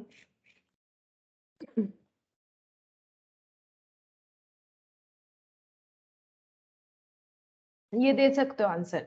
डायरेक्ट कॉस्ट जो है उसको किस तरह से, कौन से बेसिस पे क्लासिफाई किया गया है? बिहेवियर, ट्रेसेबिलिटी, कंट्रोलेबिलिटी या फिर रेलिवेंट? traceability ma'am. हाँ, ये ट्रेसेबिलिटी के ऊपर हो जाता है। अगर इजीली ट्रेसेबल है तो उसे हम लोग बोलते हैं डायरेक्ट, अगर नहीं है तो उसको हम लोग बोलते हैं इनडायरेक्ट। ठीक है, तो ये हो गया। 38 वाला जो है इसमें भी थोड़ा सा आंसर इधर उधर है। ठीक है, ये भी हम देख के बताएंगे। तो 3 ऐसा क्वेश्चन मुझे मिला है जो थोड़ा सा मुझे डाउट है, तो 38 को एक बार स्किप करते हैं। 39 देखो। 39 का क्या बोला है? विच ऑफ द फॉलोइंग is और are tools and techniques of management accounting? Management accounting के लिए कौन सा टूल्स टेक्निक्स हेल्प करेगा? टूल्स टेक्निक्स का मतलब होता है कुछ इंस्ट्रूमेंट, जैसे अगर हम लोग प्रोडक्शन करते हैं हमें टूल्स का जरूरत होता है, टेक्निक्स का जरूरत होता है, मशीन्स का जरूरत होता है, जो है मशीन को कैसे चलाए उस टेक्निक का जरूरत होता है। तो एक मैनेजमेंट अकाउंटेंट को किस चीज का जरूरत होता है? डिसीजन लेने का, पॉलिसीज लेने का। तो मैनेजमेंट अकाउंटिंग को इसमें से कौन सा टूल हेल्प करेगा डिसीजन लेने में? बोलो, तुम लोग एफएम पढ़ते हो तो एफएम में तो ये मिलेगा तुम लोगों को। रेशियो एनालिसिस जो है ये तुम लोग 12 में भी करते हो। 12 में रेशियो एनालिसिस से हमें क्या पता चलता है कि कंपनी हेल्दी है कि नहीं है ना? लीनियर प्रोग्रामिंग जो है ये शायद तुम लोगों ने कभी किया नहीं है, तो लीनियर प्रोग्रामिंग जो है ये भी एक टेक्निक होता है। ठीक है, जिससे हम लोग आइडेंटिफाई कर सकते हैं कि हमें किस तरह का मैनेज, मतलब किस तरह से क्या डिसीजन लेना चाहिए। ठीक है, लीनियर प्रोग्रामिंग क्या होता है ना, जैसे मान लो रिसोर्सेज बहुत कम है हमारा, हम लोग कम रिसोर्सेज से कैसे कम कॉस्ट में कम टाइम में ज्यादा चीज बना सकते हैं। ठीक है, इसको बोलते हैं, ये भी क्या हो गया, ये भी एक टूल्स टेक्निक, ये भी ना एक टेक्निक है। तो लीनियर प्रोग्रामिंग जो है ये एक्चुअली ऑपरेशन रिसर्च का पार्ट होता है। ये सीएमए ग्रुप 2 में है। ठीक है, सीएमए वालों का है, बाकी लोगों का नहीं है। लीनियर प्रोग्रामिंग पे सम्स है, जैसे तुम लोग रेशियो एनालिसिस किए हो 12 में, कॉलेज में किए, उसी तरह से लीनियर प्रोग्रामिंग होता है। इसे बोलते हैं एलपीपी, लीनियर प्रोग्रामिंग प्रॉब्लम।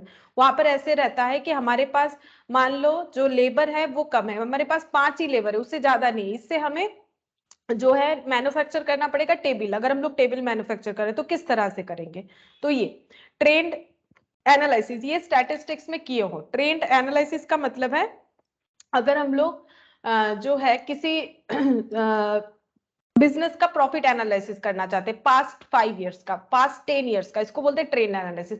ये भी सीएमए ग्रुप 2 में जो उनका पेपर होता है OMSM बोल के, उसमें ये भी है, इसका भी करना पड़ता है। मतलब मैथमेटिक्स जैसे तुम लोग इस पे कैलकुलेट किए हो ना, ये सभी को ही कैलकुलेट किए हो, क्योंकि ये 12th स्टैंडर्ड में होता है और बीकॉम में भी होता है। तो ये तुम लोगों ने सभी ने किया है, बट ये अभी तक सभी ने नहीं किया होगा, क्योंकि ये सब चीज जो है बीकॉम में तो नहीं होता है।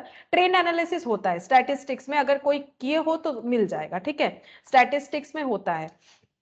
तो यहाँ पर अभी मेरा क्वेश्चन ये है कि ये सारा चीज क्या है, ये सब एक एक टेक्निक है। तो मुझे बोला आंसर क्या होगा, क्या लगता है तुम लोग का आंसर क्या होगा?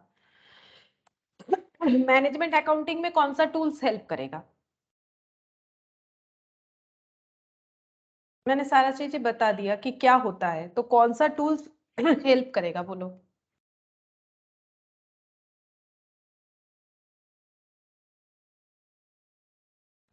Linear All of the above. All of the above होगा, है ना?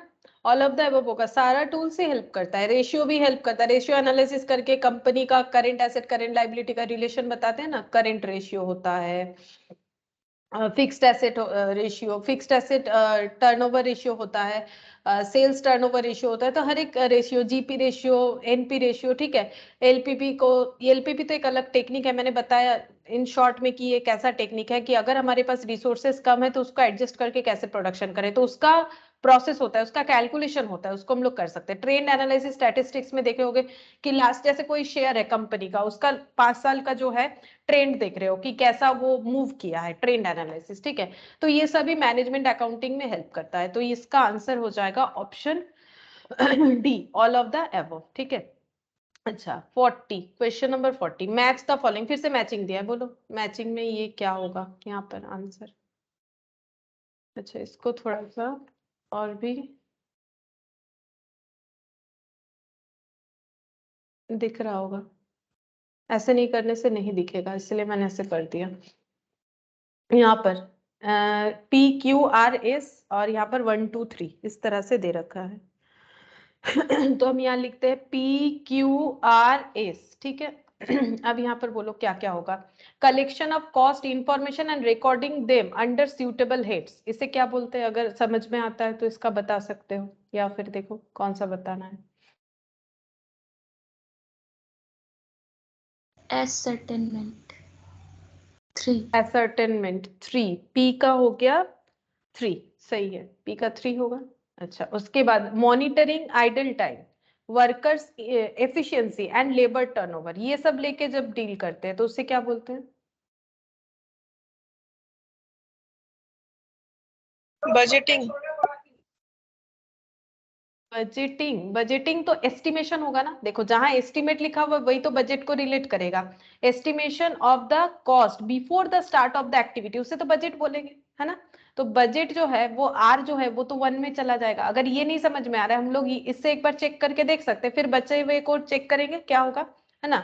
जैसे देखो यहाँ पर बजटिंग का मतलब तो एस्टिमेशन हो गया। तो अगर हम लोग एस्टिमेट कर रहे हैं कोई भी कॉस्ट इनकट करने के पहले कि कितना हो सकता है, उसको तो बजट बोला जाता है। तो ये हो गया आर, आर का 1 हो जाएगा। अब सोचो क्या होगा, ये हो गया एसर्टेनमेंट हो गया। हाँ बोलो। 4 होगा। 2, क्यू का क्यू का 4 होगा। क्यू का 4 होगा, अच्छा करेक्ट। कॉस्ट कंट्रोल और procedures and techniques use to bring down the estimated cost, cost reduction. Cost down करने का मतलब हो गया कॉस्ट को रिडक्शन, मतलब 3 4 1 2 देखते हैं। 3 4 1 2 यानी ऑप्शन बी, हाँ ऑप्शन बी हो गया।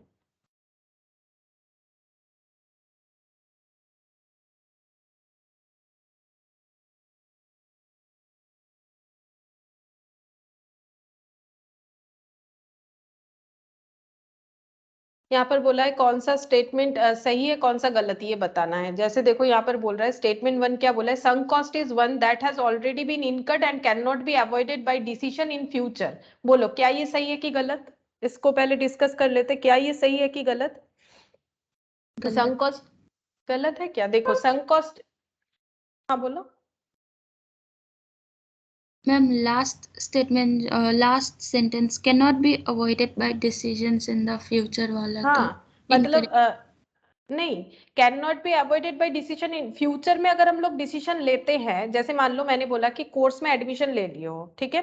अब ये पैसा चला गया, अब ये है नॉन रिफंडेबल। तो फ्यूचर में अगर पढ़ने का डिसीजन लो या ना लो, क्या वो कॉस्ट हम लोग रिकवर कर सकते हैं? Some cost is that already been incurred and can not be avoided, ये कॉस्ट हम लोग अवॉइड नहीं कर सकते, मतलब इसको फिर से रिकवर नहीं कर सकते बाय डिसीजन इन फ्यूचर का। कुछ अलग डिसीजन लेके, पहले कुछ अलग डिसीजन से कॉस्ट इनकट किया था, अभी कुछ अलग डिसीजन ले रहे हैं, तो क्या जो कॉस्ट इनकर्डेड है क्या वो हमें वापस मिलेगा?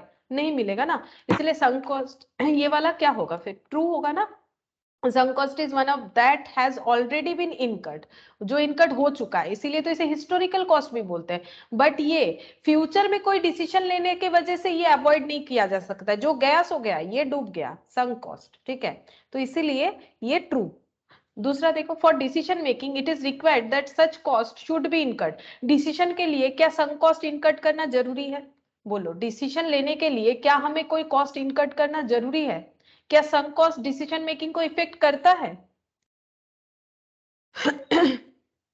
नहीं करता है ना, नहीं करता है ना, फॉल्स। तो फिर इसका मतलब स्टेटमेंट 1 ट्रू, स्टेटमेंट 2 फॉल्स। देखते हैं ऐसा कोई option, statement 1 true, statement 2 false, मतलब डी, हाँ डी होगा। 42 देखो, the prime function of management accounting, management accounting का प्राइम फंक्शन मतलब मेन फंक्शन क्या है? Record business transaction, interpret financial data, assist the management in performing its functions effectively, assist tax authorities. क्या लगता है कौन सा होगा? B interpret financial. ए बोल रहे हो? Ma'am B interpret financial data.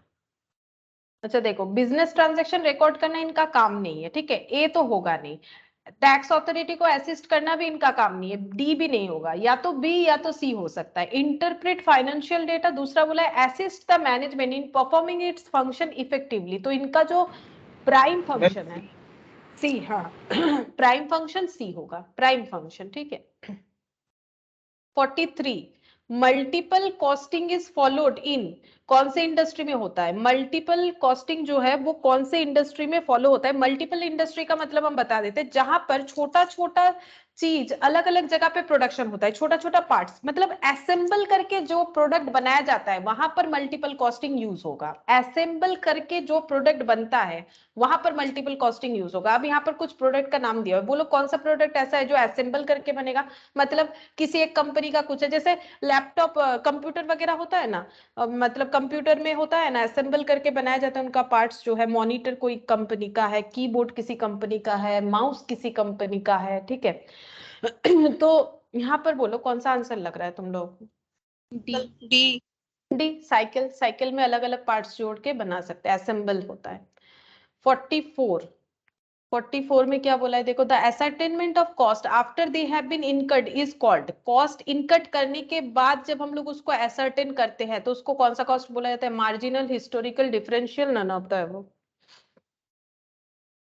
बोलो, आज ही मैंने एक बार फिर से दिखाया था historical cost. Ma'am historical.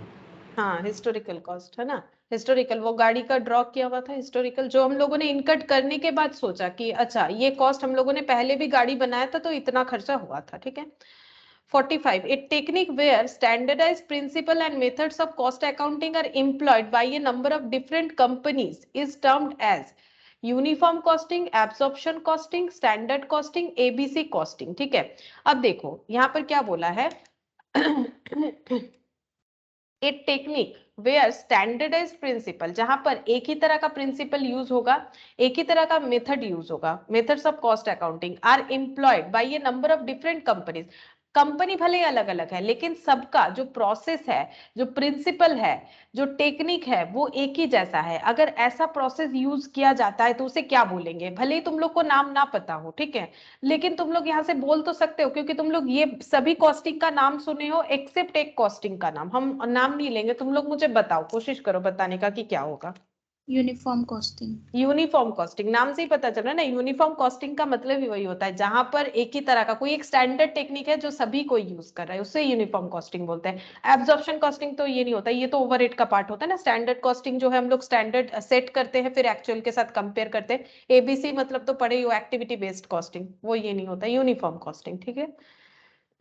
Cost centre is क्या होता है? कॉस्ट सेंटर क्या होता है? ए प्रोडक्शन और सर्विस, लोकेशन, फंक्शन, एक्टिविटी और item of equipment whose cost may be attribute to cost unit, a cost center for which an individual budget is drawn up, a cost center where a center where cost is classified on the basis of variability and amount of expenditure attributable to an activity। बोलो क्या होगा? A correct. Production और service और location अभी मैंने दिखाया था ना, personal cost centre, impersonal cost centre, है ना, तो ए। 47 in the management information system top level management uses, ये भी मैंने नहीं बताया लेकिन तुम लोग एक बार कोशिश करके देख सकते हो। जो MIS होता है, मैनेजमेंट इंफॉर्मेशन सिस्टम, वहां पर टॉप लेवल मैनेजमेंट क्या यूज करता है? Operational information, tactical information, transactional information, strategic information. क्या लगता है मैनेजमेंट रिलेटेड विद क्या होगा? मैनेजमेंट क्या ड्रॉ करता है? ऑपरेशनल मतलब जो एक्टिविटी हुआ है, स्ट्रेटेजी। हाँ स्ट्रैटेजिक। मैनेजमेंट में जो है वो तो स्ट्रैटेजी बनाते हैं ना, क्या करना है, किस तरह से प्रॉफिट मैक्सिमाइज करना है, तो इसको बोलते हैं स्ट्रैटेजिक इंफॉर्मेशन, ठीक है। 48 which of the following is an irrelevant cost, इसमें से कौन सा इररेलेवेंट कॉस्ट है? Sunk, replacement, opportunity, all of the above. Irrelevant in the sense क्या होता है ना, जो डिसीजन मेकिंग में हेल्प नहीं करता है जो कॉस्ट, उसको इरेलीवेंट बोला जाता है। कौन सा होगा बोलो? इरेलीवेंट कॉस्ट मतलब जो डिसीजन मेकिंग में हेल्प नहीं करेगा।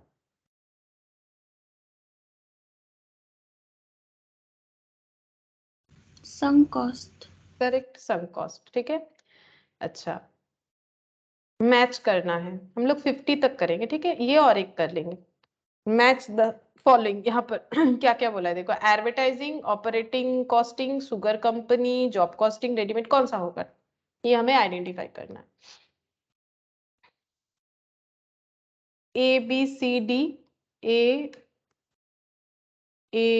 बी सी डी, ठीक है, और इसमें क्या क्या होगा?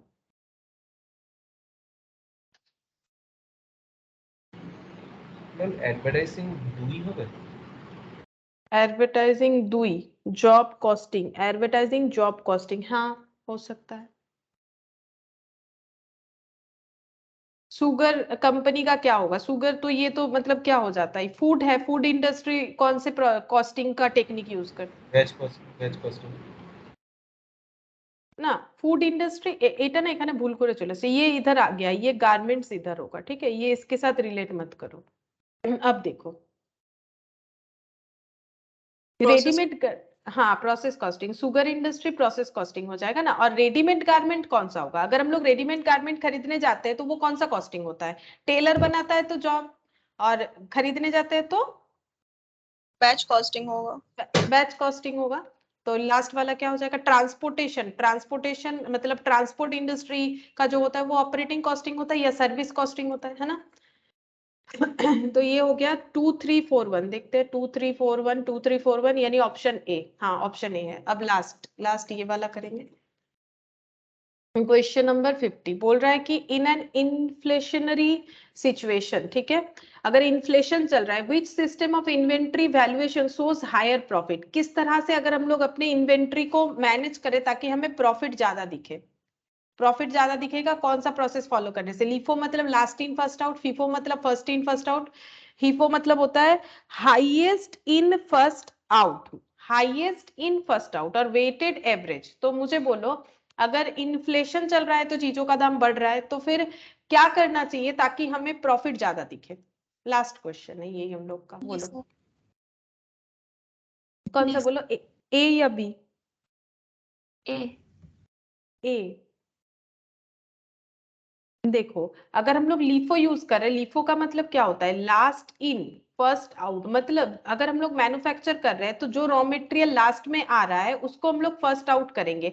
तो अगर इन्फ्लेशन चल रहा है तो सब चीज जो है वो तो क्या हो रहा है, हायर रेट पे हो रहा है ना, उसका वैल्यू तो बढ़ रहा है। तो अगर हम लोग जो लास्ट में ले रहे हैं उसको अगर हम लोग उसको अगर हम लोग यूज करेंगे प्रोडक्शन में, या फिर अगर ट्रेड करते हैं, तो जो लास्ट इन हुआ है, लास्ट इन मतलब तो जो करेंट प्राइस में आया है ना, करेंट प्राइस में आया है, क्या उसे हमें आगे आउट कर देना चाहिए? मतलब देखो जो रॉ मटेरियल हम लोग पहले 10 रुपए में खरीद रहे थे, सपोज वो अब 12 रुपए में आ रहा है, तो ये क्या हो गया? ये लास्ट इन हो गया, ठीक है, ये लास्ट इन हो गया।